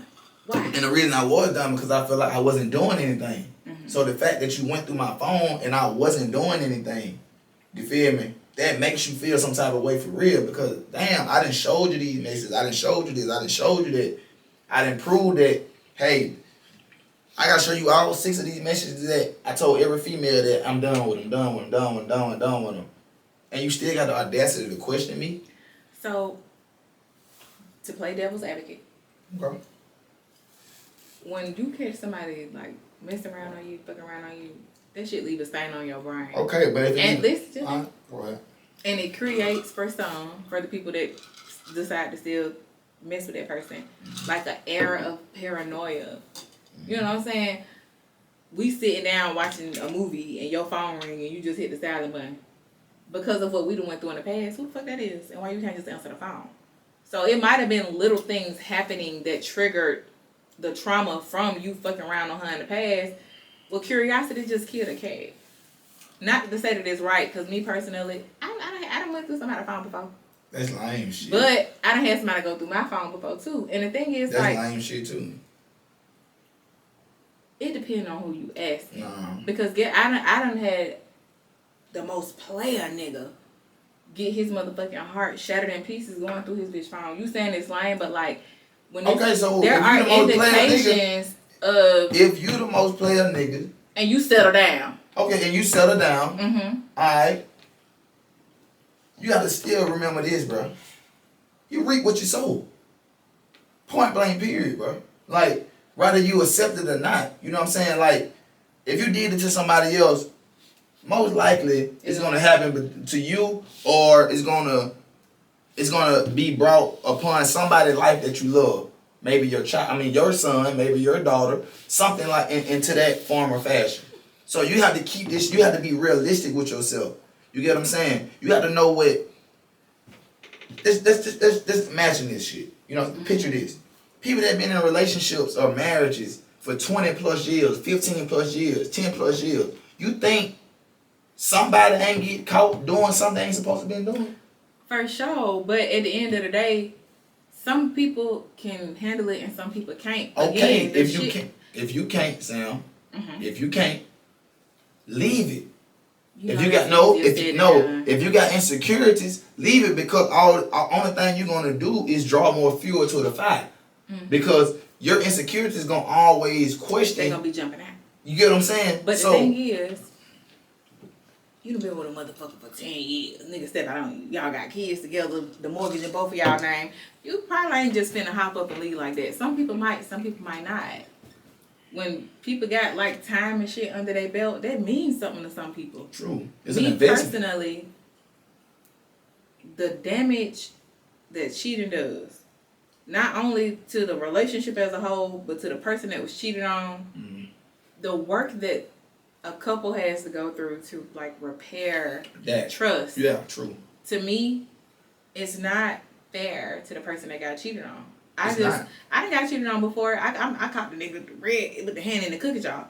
Ooh. As much as I cared about him and loved him and how we had a great motherfucking vibe, I can't do it because I'm gonna suffer more trying to forgive you and trust you and this motherfucker. If you could sneeze and I'm gonna think you sending some shit, you know what I'm saying? Like it creates paranoia. To me, that it just ain't fucking worth it. Just go be with somebody else. Yeah, okay, it's not right. It's not right at all. Y'all end up breaking up because you felt like I can't be with her. She don't trust me. No, it was just things that started becoming too toxic. You know what I'm saying? Like my peace is everything. My state of mind is everything. You know what I'm saying? And I'm not gonna allow nobody to drive me into the grave. That's gonna allow me to be separated from what I already got in this world to, you know what I'm saying, raised. Okay, so we're going to take a quick pause because it is, Tunk said it's National Margarita Day. Hey, man, she tried to make us, it is National Margarita Day, but she tried to make us drink Taylor Port on this day, man. Ain't that no is fucking the drink way. of choice on DD's Taylor Dose. I need to get my guest open. You know what I'm saying? 90% of his drink is ice. You can hear that shit while he's drinking it. That won't happen with Taylor Port. I know how to drink. That's why I last the longest. Anyway. Okay, so that's your second baby mama, your third son. Tell me about the last baby mama. How did y'all meet and, you know? So I've been knowing my last baby mama since like high school. Mm-hmm. You know, I always been a homegirl. I always been like, you know, somebody just cool. I've been always cool with, you know what I'm saying? We always like mutual friends with, you know what I'm saying? We affiliated ourselves or associated ourselves with, you know, some of the same people type shit. You know what I'm saying? Like, we didn't go to the same school. She went to JO, I went to minor. You know what I'm saying? And like I said, we was always affiliated with the same people in a way. You know what I'm saying? But it was never anything intimate at all. So one day, you was just looking at her like, I got to have you. Man, honestly, you know, it was a day that I guess we both got fucked up. I can't even tell you everything pretty much how it happened and when it happened and shit like that. You know, apparently we were both fucked up and things happened. You know, if you know my third baby mama, you know that my third baby mama pretty much don't fuck with nothing but females. Like, she's bi, but she's more on the female end of the bi than the male end of the bi. You get what I'm saying? So, I guess, you know. It's a spectrum. Yeah, So I guess so. More with, I'm asking. I guess, you know, everybody have their preferences. Mm-hmm. You know what I'm saying? Like, if you buy, I guess, you know, you still have your I rathers.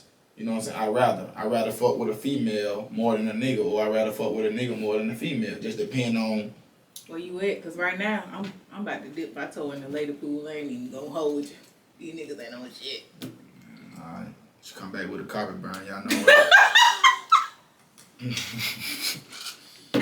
Okay, so y'all slept together one night, y'all was fucked up, and so afterwards, did y'all have a conversation like, we fucked last night, that was crazy? Man, honestly, like I say, it was one of those nights, I guess I was just totally fucked up, because I can't even tell you what, like, how it happened, you know what I'm saying, like, so how long after hooking up did you find out she was pregnant? Well, she actually, she texted me. You know what I'm saying? Like I said, we always been on home by homegirl shit. Actually, I was talking to her, dealing with one of her friends. You get what I'm saying? You was fucking with one of her friends? Yeah, not on no serious tip, but, you know, y'all just fuck around. Yeah, I had cracked them. You know what I'm saying? It's so nice to be a man and just do whatever you want to do. Just swing and ding-a-ling all through the streets. And you know, it's not a good look. You know, if you're on the outside looking in, you feel me? It's not a good look. But it's fun, huh? But like I said, what happened. You know what I'm saying? At this point, I made what I made, and it is what it is. You know what I'm saying? I got to accept it and swallow them. Did y'all ever have a conversation like, do you want to move forward with this? No, it was never that. It was never intimate. No, but I'm saying, did y'all have a conversation like, do you want to move forward with the pregnancy, or like, what do you want to do? Well, at this time, like I say, I don't have no control over a female body. Mm-hmm. You know what I'm saying? Like, so once I stated how I felt about the situation, you know, she still have the last say so. And of course, her last say so and my last say so was different. It was different. You get what I'm saying? So I have to respect the fact that she, you know, and I still question it then. I told her straight up. I said, hey, you know,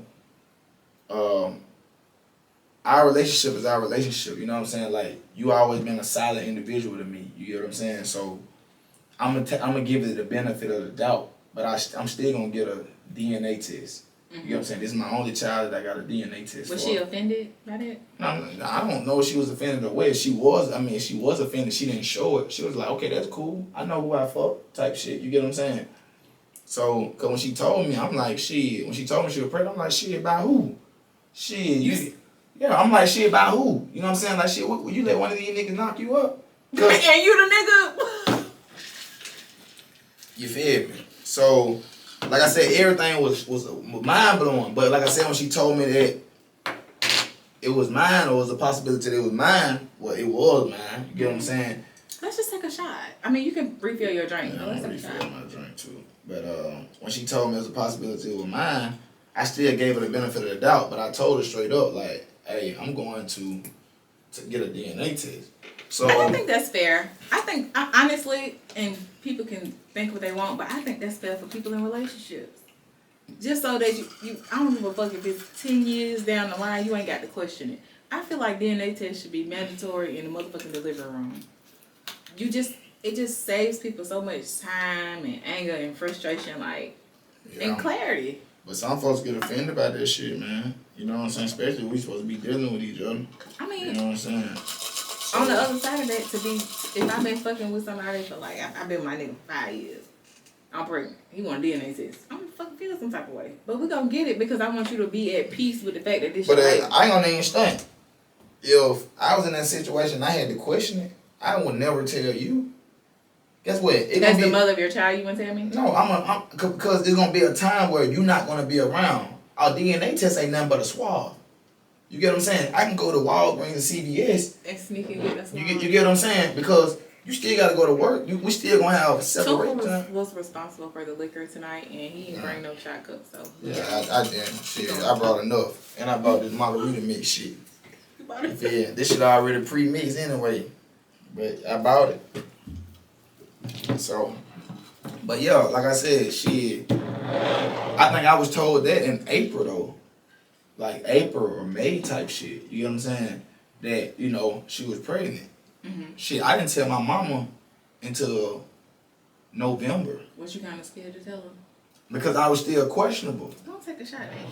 I was still questionable about the shit. Oh yeah. Like you get what I'm saying? Like shit. But I told the female I was dealing with in October. She was the first person to know. So you were dating somebody. Yeah. You found out currently is about still. the baby in April, but you didn't tell her to October.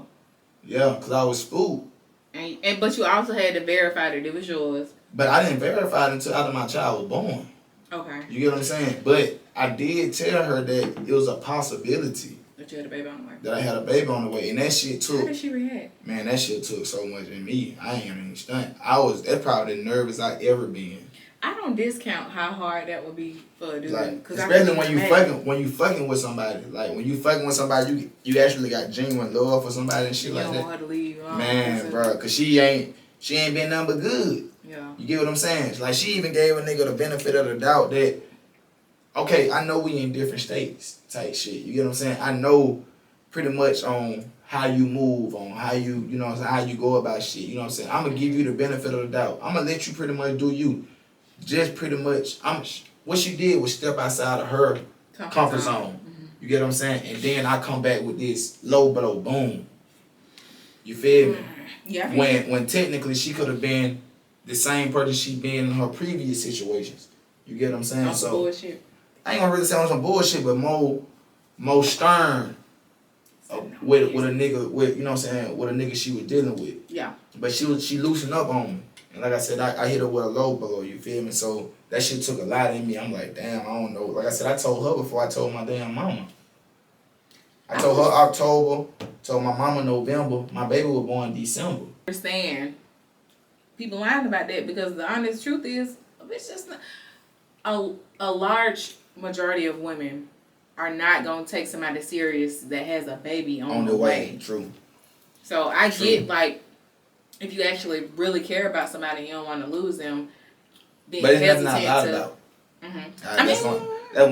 That one thing I can say is nothing I lied about. I just never told it. You get, because it was never asked. You know what I'm saying? But I'm the one that brought it to the... You can't do that. That's like dating a nigga and finding out he got a girl and he like, you ain't never asked if I was in a relationship. I want... Nah. This we talking about a child. We talking about a whole seed. You feel me? We're talking about a child, but at the same time... You can hide a kid. I mean, you can hide a girlfriend longer than you can hide a child. Yes. Honestly, you can do all that shit as long as you want to. Man, I don't agree with neither one of them, if you want to be honest. I don't agree with none one of them. But I knew the type of father I was. Mm-hmm. You feel me? So let me ask you this. Because I do think this is like an unorthodox situation. But one of the things that I said at the beginning of the podcast, Tunk is an amazing father. And if you know him personally, you know he always got his kids. And to have 4 kids and to always have them by yourself, because Tunk, would you consider yourself like a single father?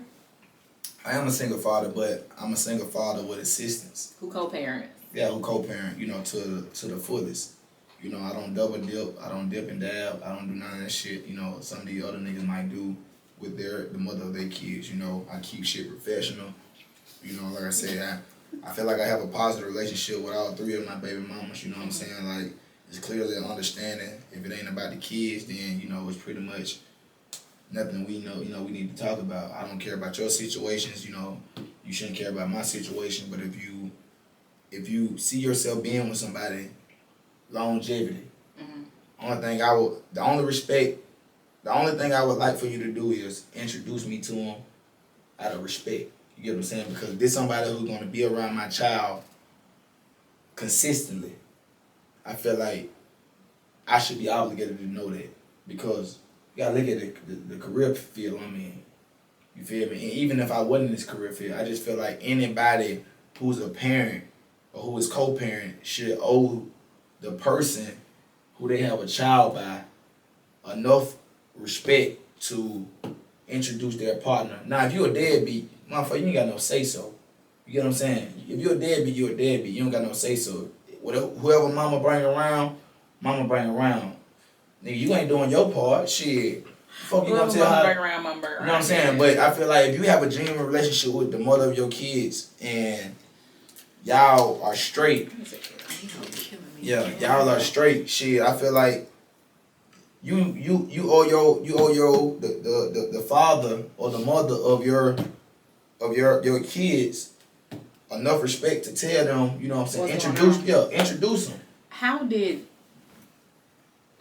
dating for you change once you had your children? Shit, I can't even lie. Shit, I done had run-ins. Ooh. Really ain't too much change, but like I say, we all have our preferences. Like, I done been told, like, Tunk, you're a very attractive guy. You're a guy who I honestly feel like is on their shit. You know what I'm saying? Who actually got something going on. Who actually I see who's gonna be a very successful individual in the future type shit. Mm-hmm. But all caps is but. You get what I'm saying? But I just choose not to deal with somebody with this amount of kids. Mm-hmm. Or with this amount of baby mamas. Mm-hmm. Or I want to start my own family. And I can't do nothing but respect it. You get what I'm saying? Because I understand. The first time you got that back as a response from somebody that you was interested in, how did that make you feel? Because I will say this, I don't feel like having kids takes away like your value as a man. I don't feel like you having multiple baby mamas takes away like your value as a man, because I see like your hustle, you know, I see your grind, and I see how you take care of your kids. But from the standpoint of somebody who don't have any kids, it would be kind of intimidating. Like, how would I even begin to integrate myself into this? You know what I'm saying? So, like, how did you feel the first time, like, a female told you, I really am interested, but I can't because of XYZ? It was really pretty much like a damn. Like, you know what I'm saying? Like, damn, you gonna hold my kids against the individual I am? But I also had to, like I said, I try to be a man of understanding. Mm-hmm. I also had to put my foot in their shoes as well. What I personally did with somebody with 4 kids, what I personally did with somebody with 4 kids, now that I have 4 kids, I would say, maybe. But for the most part, I probably wouldn't. You get what I'm saying? Because I don't have no kids. Hold on, wait. No, but you right now, in the space that you're in, with... If I find somebody with 4 kids, yeah, would I date them? Yeah. If it's God will, yes, I would date them. I can't discriminate. I got 4 kids of my own. Mm-hmm. But I have baggage with me as well. Mm-hmm. Versus if I didn't have no baggage, it was just me, myself, and I. Mm-hmm. You get what I'm saying? You wouldn't be willing to do that. You know what I'm saying? I wouldn't be willing to if I like the individual to that extent. Then, because my stepdad raised me. Remember that. You right. You feel me? My stepdad raised me. My stepdad was a great father figure in my life. Mm-hmm. You get what I'm saying? So... Did he have any kids when he met your mom? He had 1 child. Mm-hmm. You know what I'm saying? Then here come me. Then him and my mama had a child. You get what I'm saying? Your little sister. My little sister. Mm-hmm. You get what I'm saying? So I don't knock the stepdad approach. You feel me? If it's meant to be, because you for who you for. You know what I'm saying? If it's God's will, it's God's will. But I cannot say me as a man, a single man with no kids, talking to somebody with 4 kids. It have to be a real deal, like, it had to be something real in that for me to probably be 100% committed. Mm-hmm. You get what I'm saying? Because why would I? You get what I'm saying? So I have to look at situation like, I can't feel no type of way of a female choosing not to fuck with me. Mm-hmm. It is what it is. Different strokes for different folks. You know what I'm saying? Some people have the courage to look past that. You get what I'm saying? But some people have that mindset set to where, hey, I want to start my own family. You know what I'm saying? I want an in-house family. You get what I'm saying? Like, I don't want to have to deal with 2 or 3 different baby mamas or a baby mama. I don't want to deal with that. You get what I'm saying? And that's their preference. You have to respect their preference. So as an individual, as a human being, I respect whoever preferences I have to respect. You get what I'm saying? And just be thankful for the people who look past my 4 kids. And can see you for who you are. And can see me for who I am. You Okay, let's get it. Yeah, go ahead. Because you're a black man in America. You got 4 kids, 3 baby mamas, and you also are in law enforcement. Let's repeat, I'm not on child support either. I'm gonna circle back to that because I've had some different conversations in relation to that, but I'm gonna circle back to that. But all things considered, what does Tunk do when Tunk is feeling mentally drained, just out of it? Like the world not on your side, is shit just coming left and right. What do you do mentally when you just don't have it to give anymore? Where do you find your peace? What do you do to seek peace? Shit, I ain't gonna even stink. Like, shit, my peace was alcohol for a minute. You feel me? Like, shit, I enjoy drinking because I can't smoke, of course. You get what I'm saying? So, my peace was alcohol. You know, that's how I pretty much escape. You get what I'm saying? And when I get my little buzz, even though the problem's still there, at the time, I'm not really focused on the problem. You get what I'm saying? But, of course, when I sober up, Still there. the problem's still there. You know what I'm saying? So, that for a long period of time, that was my escape route. You get what I'm saying? Because I'm a very nonchalant individual. I'm very stubborn. So it's like I never been the individual to express itself. You know what I'm saying? Now I express myself to my mama. You know what I'm saying? That's my best friend though. You get what I'm saying? So I express myself to my mama, but I ain't gonna really express myself too much to my partners. You know what I'm saying? I'm not gonna really express myself to my best friend, you know what I'm saying, shit like that. I really hold a lot of shit in. You don't express yourself to like your guy friends that you closest. Yeah, I express myself, but don't nobody tell everything. You get what I'm saying? Like, yeah, I express what I want to express to them, but ain't nobody just gonna tell you everything that's going on in this situation because I feel like certain stuff should remain sacred. So when you feeling just like the weight of the world on your shoulders and you looking for peace, 9 times out of 10 you gonna have that conversation with your mom and you gonna find I'm gonna have that conversation, yes, because mama is not gonna steer me in the in the wrong direction, and she's gonna always have my best interest. You get what I'm saying? Not saying my partner's not gonna have my best interest, but my partner's also going through things that I'm probably going through as well. So, and we are the same age. We are pretty much in the same age bracket. So we probably going through the same shit. It's just you don't have the courage to tell me that you going through it, but I have the courage to tell you. So how can you give me advice on some shit that you currently going through? I learned this recently because like our friends are our safe space. Like we know we can trust them. They've been loyal to a motherfucking fault. Like I know you got my back. But I've learned that like I cannot seek advice from somebody who is not currently successful in what I'm seeking advice about. Like I would call one of my single homegirls complaining to them about a guy asking for advice. She been single longer than me and getting cheated on by every nigga that she come across. Why am I asking you for advice? But exactly. I'm comfortable with you and I trust you, but that does not make you an expert in that subject matter. And I think people don't understand that because our friends are a safe space, but it be the blind leading the blind. Yeah, exactly. So, and the thing about the blind leading the blind is it's never the correct way. You get what I'm saying? Because you speaking on how you feel and you speaking on how you feel, but it's no solution to the end of it. You get what I'm saying? Because you speaking based off how you feel about this situation, pretty much on how your emotions got you feeling at that time. She's speaking on pretty much how her emotions got her feeling, or what she feel that is best for you. She's speaking of her past experience. Of her past experience. Versus me going to my mama, someone who with knowledge, or me going to an older coworker or somebody I consider my OG, who have experience, who done been in our relationships, who done been in maybe a marriage or two. You get what I'm saying? Who can give positive advice. That's why I tend to hang around older people when it comes to, like, especially in my career profession, my professional career. I tend to lean towards older folks that I consider OGs. They got the wisdom. They got the wisdom. And they gonna always tell you what not to do because they did. They did it, and it hurt them. You and get the what I'm thing is, saying? like, that don't mean that you love your friends any less. But I think it's really, really important to take a step back and say, you know, is she in a successful relationship before I ask her for advice? You know what I'm saying? Like, is this person financially stable and following a career path that fits them before I ask them for advice with this specific, you know what I'm saying? Like, that's stuff that we don't think about.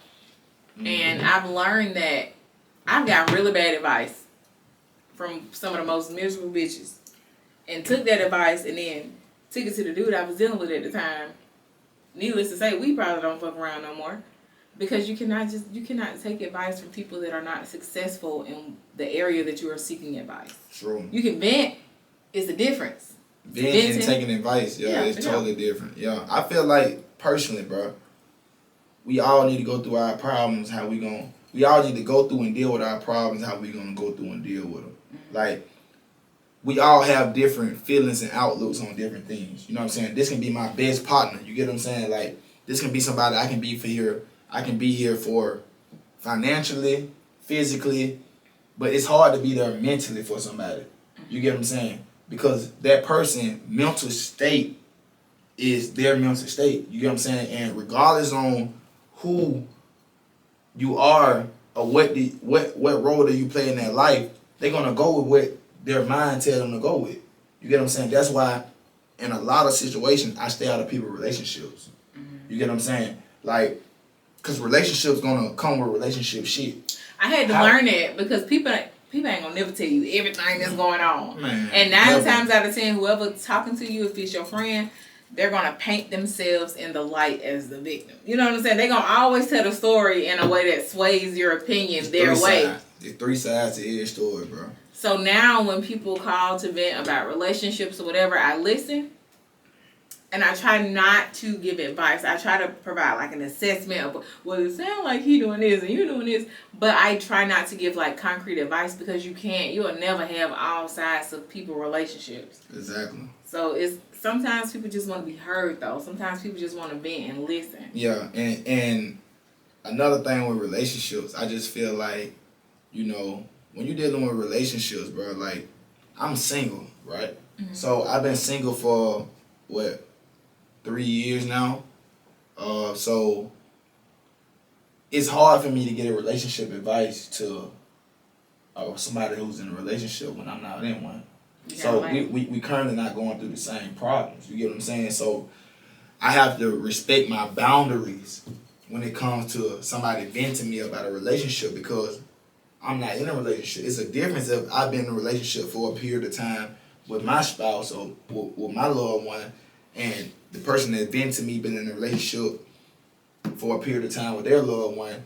Now we maybe can relate. But me, of course, I'ma always think on a single person mindset. You feel me? And you thinking from like your experiences, shit like that. So even when it comes down to me, my partner, this is my partner, boom. This is my partner, boom. He got a girl, right? I'm using a scenario. My partner, he got a girl, right? So with him having a girl, say if I was to see his girl doing something that she ain't got no business doing. Me as a partner, you gonna mind your business. I'm gonna mind my business, but listen, I'm gonna mind my business, but I cannot say as a partner I'm not gonna help my partner to what the fuck is going on. How you do that? No, by minding your business at the same time. Alright, this is what you do. You don't go into details.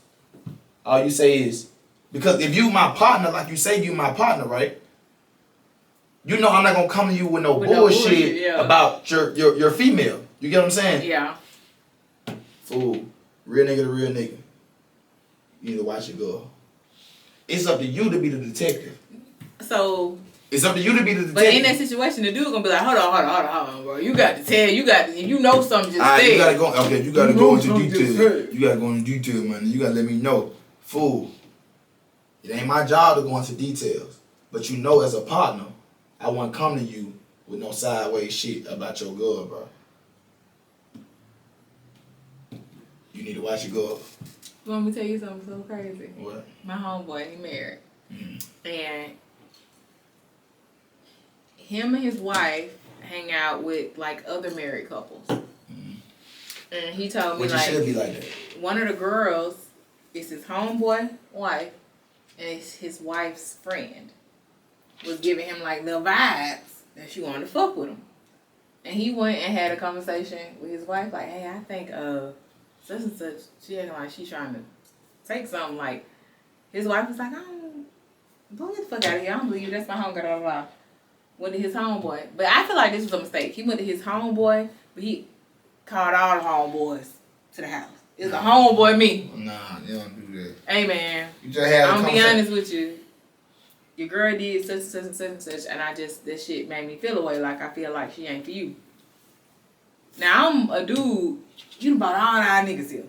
He like, nah, that shit don't sound right. And I feel like he could have felt like it was true, but to save face, ain't no nigga finna sit in front of all of his other male friends and be like, she do be acting like a hoe sometimes. You know what I'm saying? Yeah. So, because his wife said, fuck what you talking about. His homeboy said, fuck what you talking about. To prove his point, and I disagree with this 1,000%. He fucked the girl. And just to be like, I told y'all this bitch was trying to fuck with me. I don't feel like he took the right way at all. Yeah, but I just feel like they can also go to show like people, when you trying to keep it real with people, they're not always receptive. Nah, if you ain't receptive, that's you. Like, that's you. That's a pill you have to swallow. You feel me? Now, if this supposed to be my partner, bitch, excuse my language when I say that, because I'm not speaking as a disrespectful term when I say bitch, but if this is my partner, female, and I didn't hit my partner about it, and I didn't hit my wife about it, but me as a partner, I would never cross that line, bro. Never. So you wouldn't have went and did the No, I wouldn't have fucked her, but I probably would have engaged in a certain conversation. To show them. To show them that, see, to prove to my wife, I'm not on it with her. You feel me? See, I told you, Rico's wife is hitting on me. I just, you know what I'm saying? Like, I'm just speaking the real. Boom, I told you Rico's wife hitting on me. I just had a casual conversation with her, and I jumped the gun to see if she was with me and chilling by herself and shit like that. Boom, look at the text message. This to save your faith. You go to Miss Mama first. You know what I'm saying? Because this who you got to sleep with. Yeah. So you clear your face up with her first. Mm-hmm. Then you go to Rico. Tell Rico, fool. You know the conversation we had? Would you feel away if your girl felt like you was lying? If she feel like I'm lying, that's something she got to deal with. Because I'm letting you know as a partner. Because if you my partner, we supposed to be able to have a conversation like this. I think it's how he did it. Like I told him, I said, that was a fucked up way. What the fuck did you call all y'all friends? You don't call all the, because the issue is not with all the friends. But he said he felt like all of them been friends since whatever, and it didn't make no sense not to have that conversation without them now. Nah, but bro. To me, you humiliating the friend that you're trying to put on game. Exactly, bro. That was my take on it. Exactly. You don't do that. It's a time and a place for everything, bro. It's a time and a place for everything. You feel like fucking her was going too far? Fucking her was definitely going too far. I never fucked one of my partners. I heard guys say if my homeboy can fuck my girl, he doing me a favor by letting me know that she like that. So I'll never be mad at my homeboy for fucking a bitch to expose her to me. I've heard a large percentage of guys different say strokes that. For different folks. But if I feel like if I have to come to my homeboy and tell my homeboy something this serious about his girl and he doesn't believe me, I still wouldn't take initiative to fuck his girl. That's too far. That's too far. This is my partner. This is my round. This is somebody who, if I feel like if my back against the wall, somebody I can come to. Some niggas keep shit close to them. You get what I'm saying? What if he turned up about this bitch? If he turned up, he might smoke your ass. You feel me? Cause some niggas let their emotions get fucked the homeboy relationship. He tender about her. Like it good, it good. This is good. So your He in denial. Your girl take precedence over like all your friendships. I feel like to a certain your You come girl, first. bruh, you sleep with your girl. You don't sleep with your partners. You get what I'm saying? And I feel like as a partner, you supposed to have an understanding about that. You know what I'm saying? It shouldn't be no question, no question about that. It shouldn't be no doubt about that. If my partner in a relationship, out of respect, I know it's certain shit that I ain't gonna do. I can't do. You get what I'm saying? Out of respect of my partner relationship. It's certain shit that I can't invite him to. It's certain shit that I, you know what I'm saying? Because he had to still answer to somebody. Unlike me, I can go to the motherfucking house. You feel me? And sleep in peace. What it look like? I hang with 3 niggas, right? Mm-hmm. I hang with 3 niggas. All 3 of them got a girl. I'm the only single motherfucker. And all of them tell they girl, man, I got too drunk. I'm finna sleep at. Then at Tunk Show. You think that shit gonna fly? I'm come get you, babe. Off the real. Drop your location. I already got because you, my man. It's certain boundaries. You get what I'm saying? Like Yeah. once you committed to somebody, ain't no spending the night nowhere. Ain't no I got too fucked up, this and that. Hell no. Yeah. If you got too fucked up, then you better show me a motherfucking video. Send me a picture of you and Tunk on the couch. Man, you watching feel TV. shit or a video of you throwing up or something. You feel me? Especially if you stay with that individual. Oh, you coming home. I'm definitely coming out. Exactly. So it's certain boundaries to this shit, but like my partners go out or they doing certain shit, I know I can't be engaged in certain shit. You feel me? I'm not fully committed with no one. So when my partner and them, they go on double dates or triple dates, you know, couple dates and shit like that. When they don't invite Tunk can't feel no type of way. They having a couple time. They go couple balling. Shit, I can talk all the shit I want to. But Tunk, you ain't got nobody bring to the table. You get what I'm saying? And females are very like... Watch that female word. Watch that female No, I'm word. saying, when I say female, I'm like, females, once a female build a relationship with you, they build a relationship with you. You know what I'm saying? Because You mean like in a romantic way or a platonic way? No, I'm talking about as far as in, if I got a girl and my partner got a girl, and you my partner, this is my partner, but we fuck with each other a long way. Once the girls get cool. Once the girl get cool, they cool. It's on. It's on. You get what I'm saying? So, So, what it look like me bringing in a different girl every time you get what I'm saying? We linking up. That's what they gonna say. They gonna be side-eyeing this bitch, all type of shit. Hell no, I don't want that. I don't want the person I'm bringing around. You get what I'm saying? Like, oh hell no, I get what man. you're saying. So I just feel like it's certain shit that I don't want to be a part of because I'm not. You know what I'm saying? Like shit, nah. They just my partners in a relationship. They do relationship shit. So let me ask you this. And I want you to take some time and think about your answer. I want 2 different answers. And it can't be your kids, and it can't be making money. What genuinely makes Tunk happy? What genuinely makes Tunk happy? Oh, that's an easy question. I want you to think about it for real, for real. Alright. I'm going to give you about 17 seconds. Just get in there. It can't be about my kids. It's not about your kids, and it's not about, like, anything career-wise. Okay. And while you contemplate that, it is very important that you look good. Because when you look good, you feel good. And guess what? Moray Apparel is coming up on its 1-year anniversary. That is my boutique. And so I want you guys to stay tuned, stay locked in, because we got a sale coming up. We also got a celebration coming. So, shop with intention, shop Moray Apparel. Now that you've had the opportunity to kind of think about it, what 2 things, not related to your kids or financial, growth, Okay. what makes Tunk happy? My family. Off the real, I'm a family-oriented guy. Like, and when I consider you my family, if you happy, I'm happy. Like, I feel like I'm a giver. Like, even when I have shit, right? When I have shit at my house, a lot of times, most of the time, I don't even eat.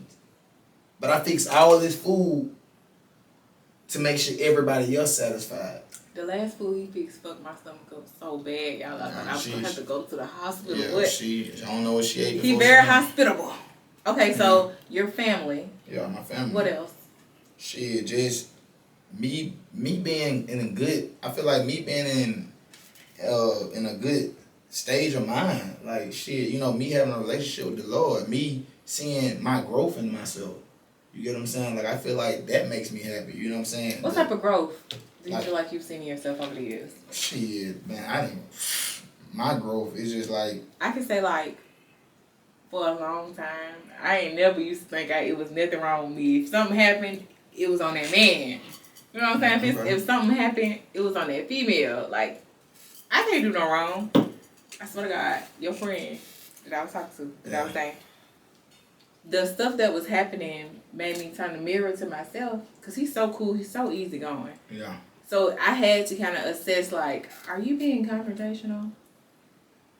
Are you, trying to self-sabotage this situation? You know what I'm saying? Mm-hmm. Can you dish it? But because the one thing about it, I'm going to jump on your ass. But I don't think I can take it. You know what I'm saying? I can dish it, but I don't think I can take it. And that's stuff that I've never, ever thought about.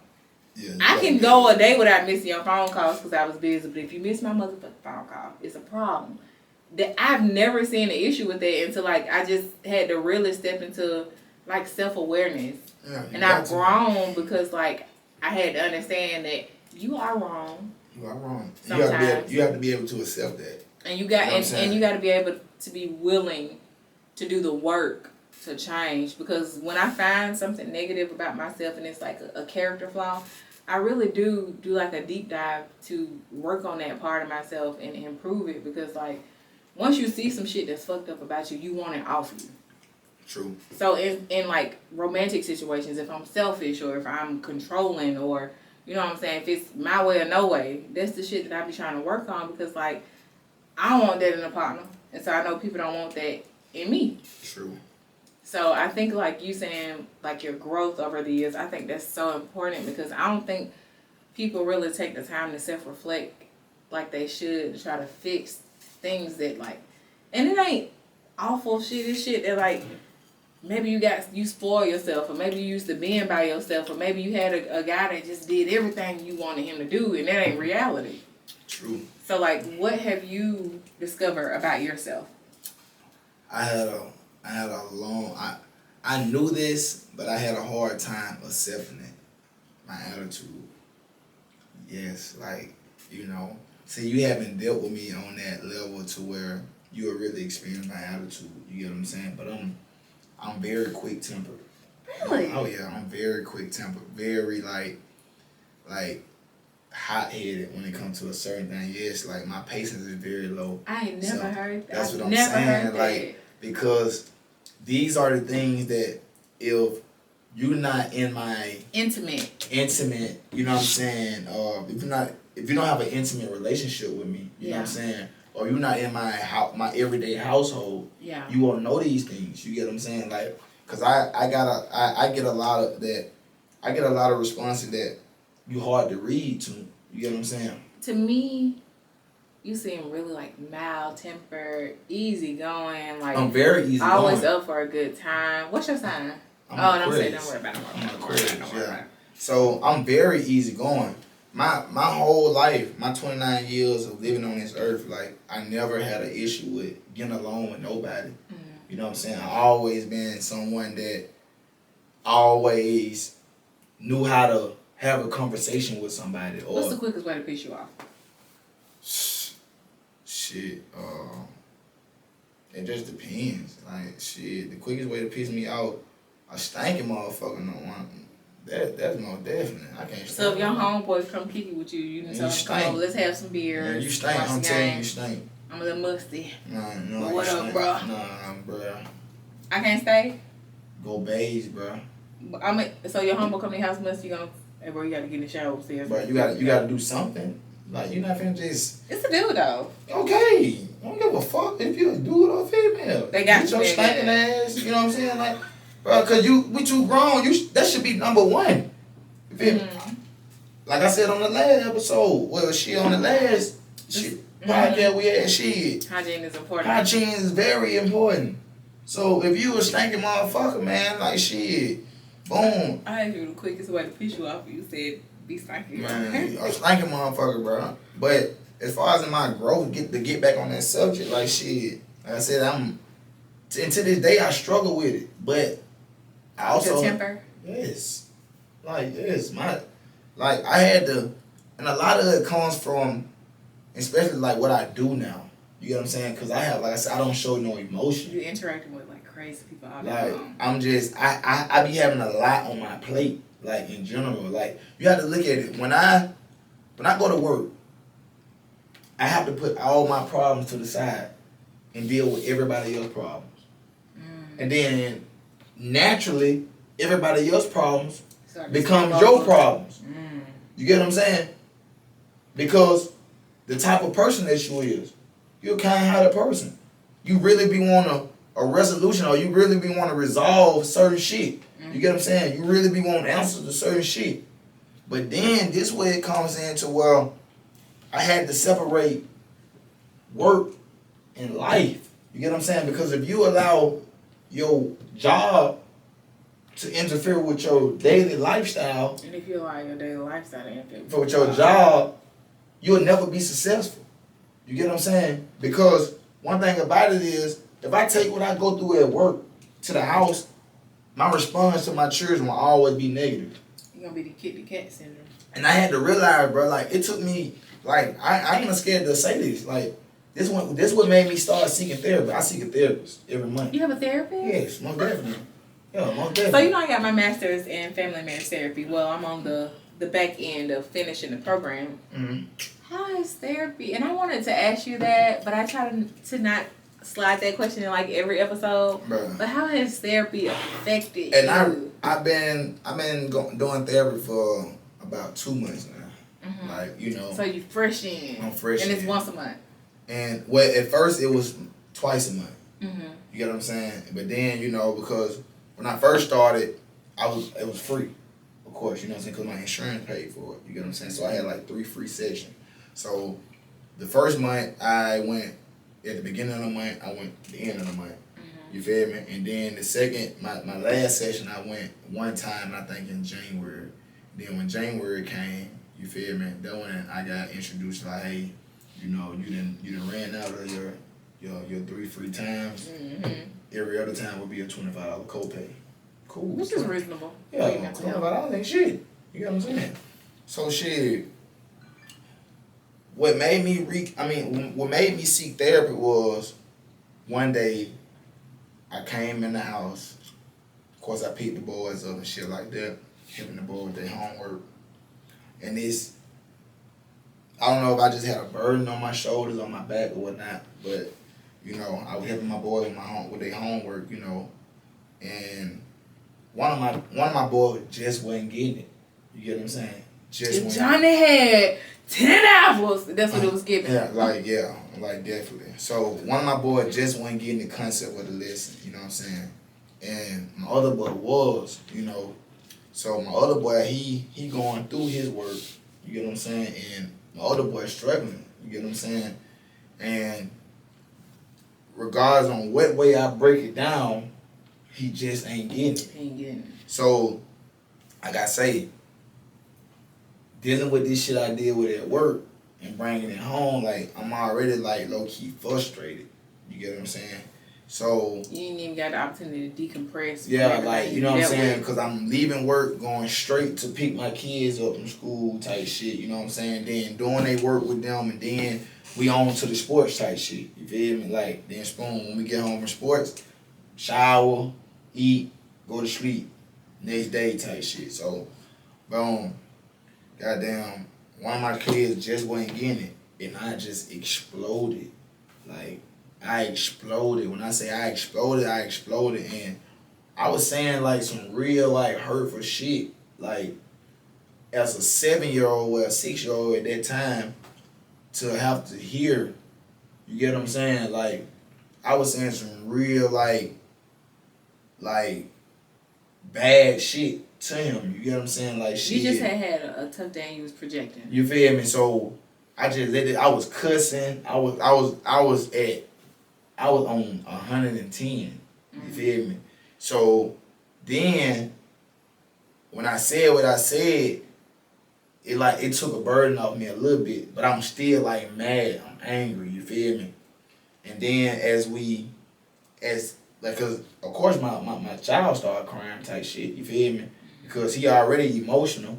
You feel me? So he started crying, but then we fucked around and he get the concept. So now we going through the work, and then boom, we done with the work. Now they can be kids again, shit like that. Then boom, bro, I had to go in my room, bro. I broke down. Straight up, I broke down, bro. I cried in my room, bro. And I sat on my chair and I just cried. And I had to call my son back in the room. And I had to apologize to him. You feel me? And I pretty much had to tell him why I exploded like I did. And I made him look me in my face, like, as a man. Because when you talking to a man, you don't look at the ground. You don't look sideways. You don't play with your hair. You look a man in the eye. You feel me? So when I was like 22, I got custody of my 15-year-old brother. Mm-hmm. And I raised him until he graduated high school. That's some shit that I tried to instill in him. And when I tell you, I ain't never heard that shit nowhere. But I told him, when you talking to anybody, you look them in their motherfucking face. You speak up. You stick your chest out. You hold your head up. You don't have no conversation with nobody like you intimidated. Yeah, true. Or like you scared or you don't know what's going on. True. So I fuck with it. Yeah, so boom, I had to, you know what I'm saying? I pretty much like as I'm explaining this shit, cause you gotta look at I'm explaining this shit to a 6-year-old. You get what I'm saying? Who probably really don't understand. It's so much beauty in that because parents lose their temper all the time with their kids. Either you stressed out, you might be beefing with the other parent, you might not be able to make ends meet this month, whatever. And it is so hard for parents to admit that they're wrong. But in those moments where you can say, I'm sorry, I made a mistake, that make a world of difference to your child and get them understanding. Oh yeah, so like I said, I broke down. Before I called him in the room, I broke down. I let my hurt go. You feel me? Then I called him in the room. And as I'm talking to him, of course, I'm still shedding a couple tears type shit. And I was letting him know, like, it's okay to cry. You feel me? Like, it's okay to cry. You feel me? Like, shit, this is a sign of hurt coming out, you feel me, and expression. So never feel like you have to hold your tears in for nothing. You know what I'm saying? It's okay to release your anger. This is a sign of you releasing however you feeling at the time. You feel me? Even if it's happiness, if it's sadness, if it's madness, regardless. Like, you know what I'm saying? So I had to release that, and I had to pretty much let them know, like, I do this, or I'm on you, the way that I'm on you is because I love you. Yeah. And I know that you have the potential to be the best that you can possibly be. And I wouldn't dare steer you in the wrong direction for you to fail. You know what I'm saying? So and even in that moment, even though he's 6 years old, he probably don't remember that for the rest of his life because you show him that it's okay to be vulnerable. And I think that's something that black men don't get to see often. And I never did this, like literally, I probably never did this in front of a woman. You feel me? But this is my child. And this is a male in front of me. You feel me? So, and I'm hard on my kids. You feel me? Like, but I'm also reasonable. You know what I'm saying? So, I open up that door of vulnerability. You know what I'm saying? To let them know, like, shit, hey, well, let him know, because when my other son try to come in, of course, because he gonna be nosy and shit like that. So get the fuck out. You know what I'm saying? Because at this moment, I'm talking to your brother. You get what I'm saying? Because he the one that just got this chewing. Mm-hmm. So I expressed myself to him. I told him, like, you know, I'm doing this because I want you to be the best individual that you can possibly be. I want you to contribute the best asset to the world. Booming, baby. How you turn your home silent? I want you to be the best asset that you can possibly be to the world. You get what I'm saying? Mm-hmm. And for yourself and shit like that. You know, and before the conversation ended, I told him to give me a hug. You feel me? I told him I love him. I sent him on by the day. You feel me? And at that moment, as soon as he left out the room, I called my mom. I said, Mom, I need a therapist. I said, I exploded on Bug and didn't even know. You get what I'm saying? Like, and I had to pretty much break down in front of him to let him know I'm sorry. She's like, son, I've been telling you to seek a therapist. Because she been telling me, like, but you have an anger issue. You feel me? And I always knew that, but I didn't want to accept that. You feel It me? was probably so much shit Yeah, like built up inside of you over the years. I exploded. When I say exploded, I exploded. Like I was like migraine type shit. Like I exploded. You know, and she was like, all right, she's like, I'm gonna send you some therapists. You know, and I recommended a black man, but it's really no black man therapist in Birmingham. I could link you with a black man therapist in 30 seconds. All right, I need fucking that. love it. Because the thing is, like, with therapy, it helps 85% more to be sitting across from somebody that look like you. Mm-hmm. Like, a part of Now I go to a black woman now. it's different when it's a black man. Yeah. Because he can relate to you in ways, and not to say that your black woman therapist is not phenomenal. Yeah, true. Because me aspiring to be one, I guarantee you she's awesome. But it's just different when you sitting across from somebody who can relate to you. Yeah, true. Who talking how you talk, you know what I'm saying? Yeah, true. Like that shit it make you feel heard and understood. And it's like what we were talking about with getting advice from somebody who got experience in the area that you seeking to grow in. True. And so the last time I had a therapist, it was a black woman. Because I was in school for being a therapist, I was like very analytical because I knew like what you are supposed to do, what you're not supposed to do, yada yada yada. But we had to get seek therapy to even get your degree. You got to go through it.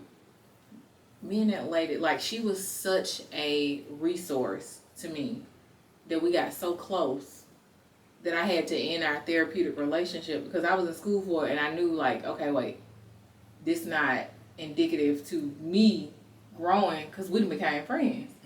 And it could get like that. And if you haven't went to school to be a therapist, you're not going to know this shit unethical. We ain't supposed to be on the phone for no 4 hours. You know what I'm saying? We creating a codependent relationship versus like take the school shit out of it.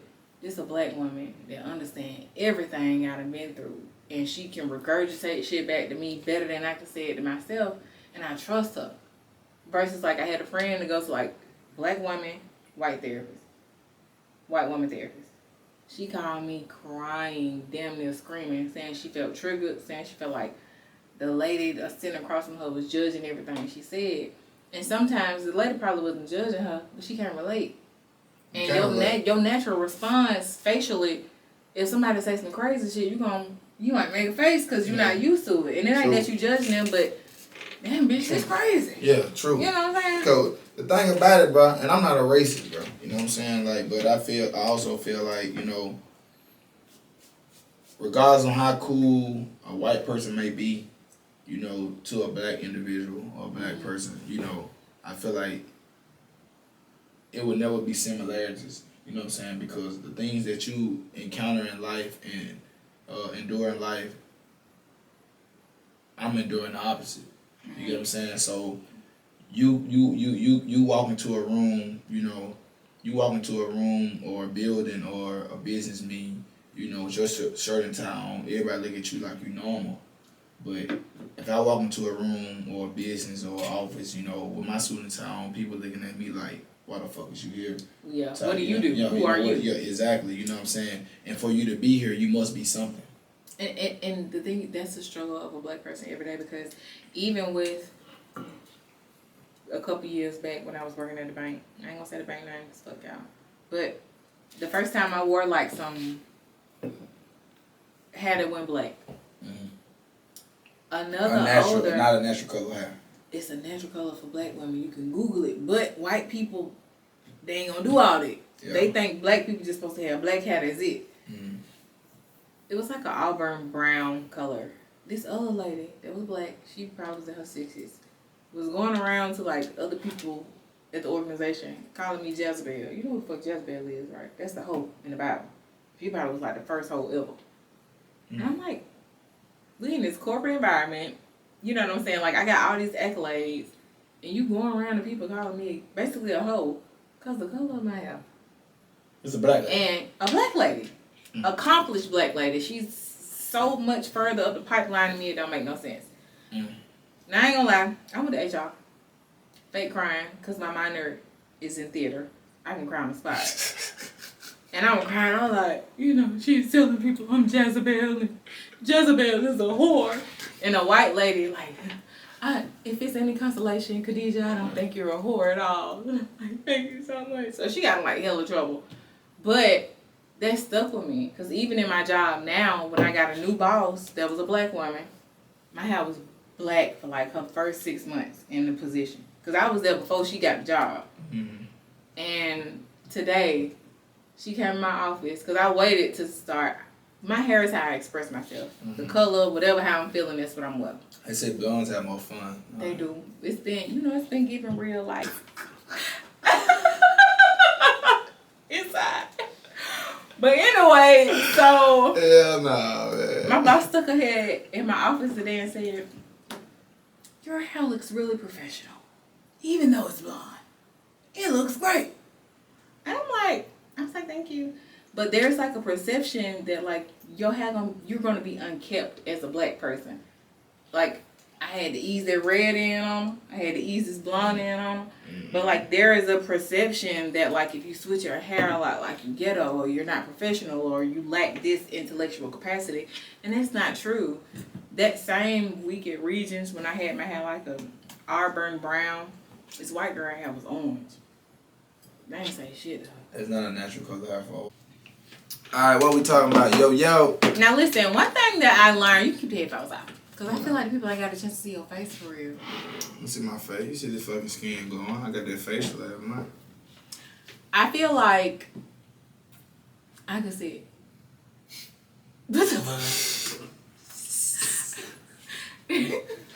You don't know what the fuck I mean. Y'all remember when I told y'all we didn't get to finish the last episode? We was on the same shit. But I really do feel like I could talk to you all day. So, Stevie J. you guys are going to see Tunk on a few upcoming episodes as a guest host. Hey. And I think it's going to be like a really good treat because honestly, we can't finish a conversation to save our life. So I think it's only right that he stick around a little bit longer. So, what message do you want to give the followers of DD's Daily Dose? What do they have to look forward to? Hey, realness. Shit, that's all I can pretty much offer, you know. Hey, real recognize real, man. So if you're a real nigga or a real female, tap in with, you know, DD's what? Daily Dose. Daily fucking dose of this shit here. So listen, let's cheers to an amazing episode all over the place, but we had a great time. And I feel like you guys really got a look into who Tunk really is. So, And I don't even share personal shit, you know, with the media, but hey, this is my dog, so hey. Welcome to the Tunk Show. And he's going to be taking over DD's Daily Dose, a little sabotage. You did. So thank you for watching. Yo. Thank you for watching another episode of DD's Daily Dose. We'll catch you next time. Tunk, that's going to be so good.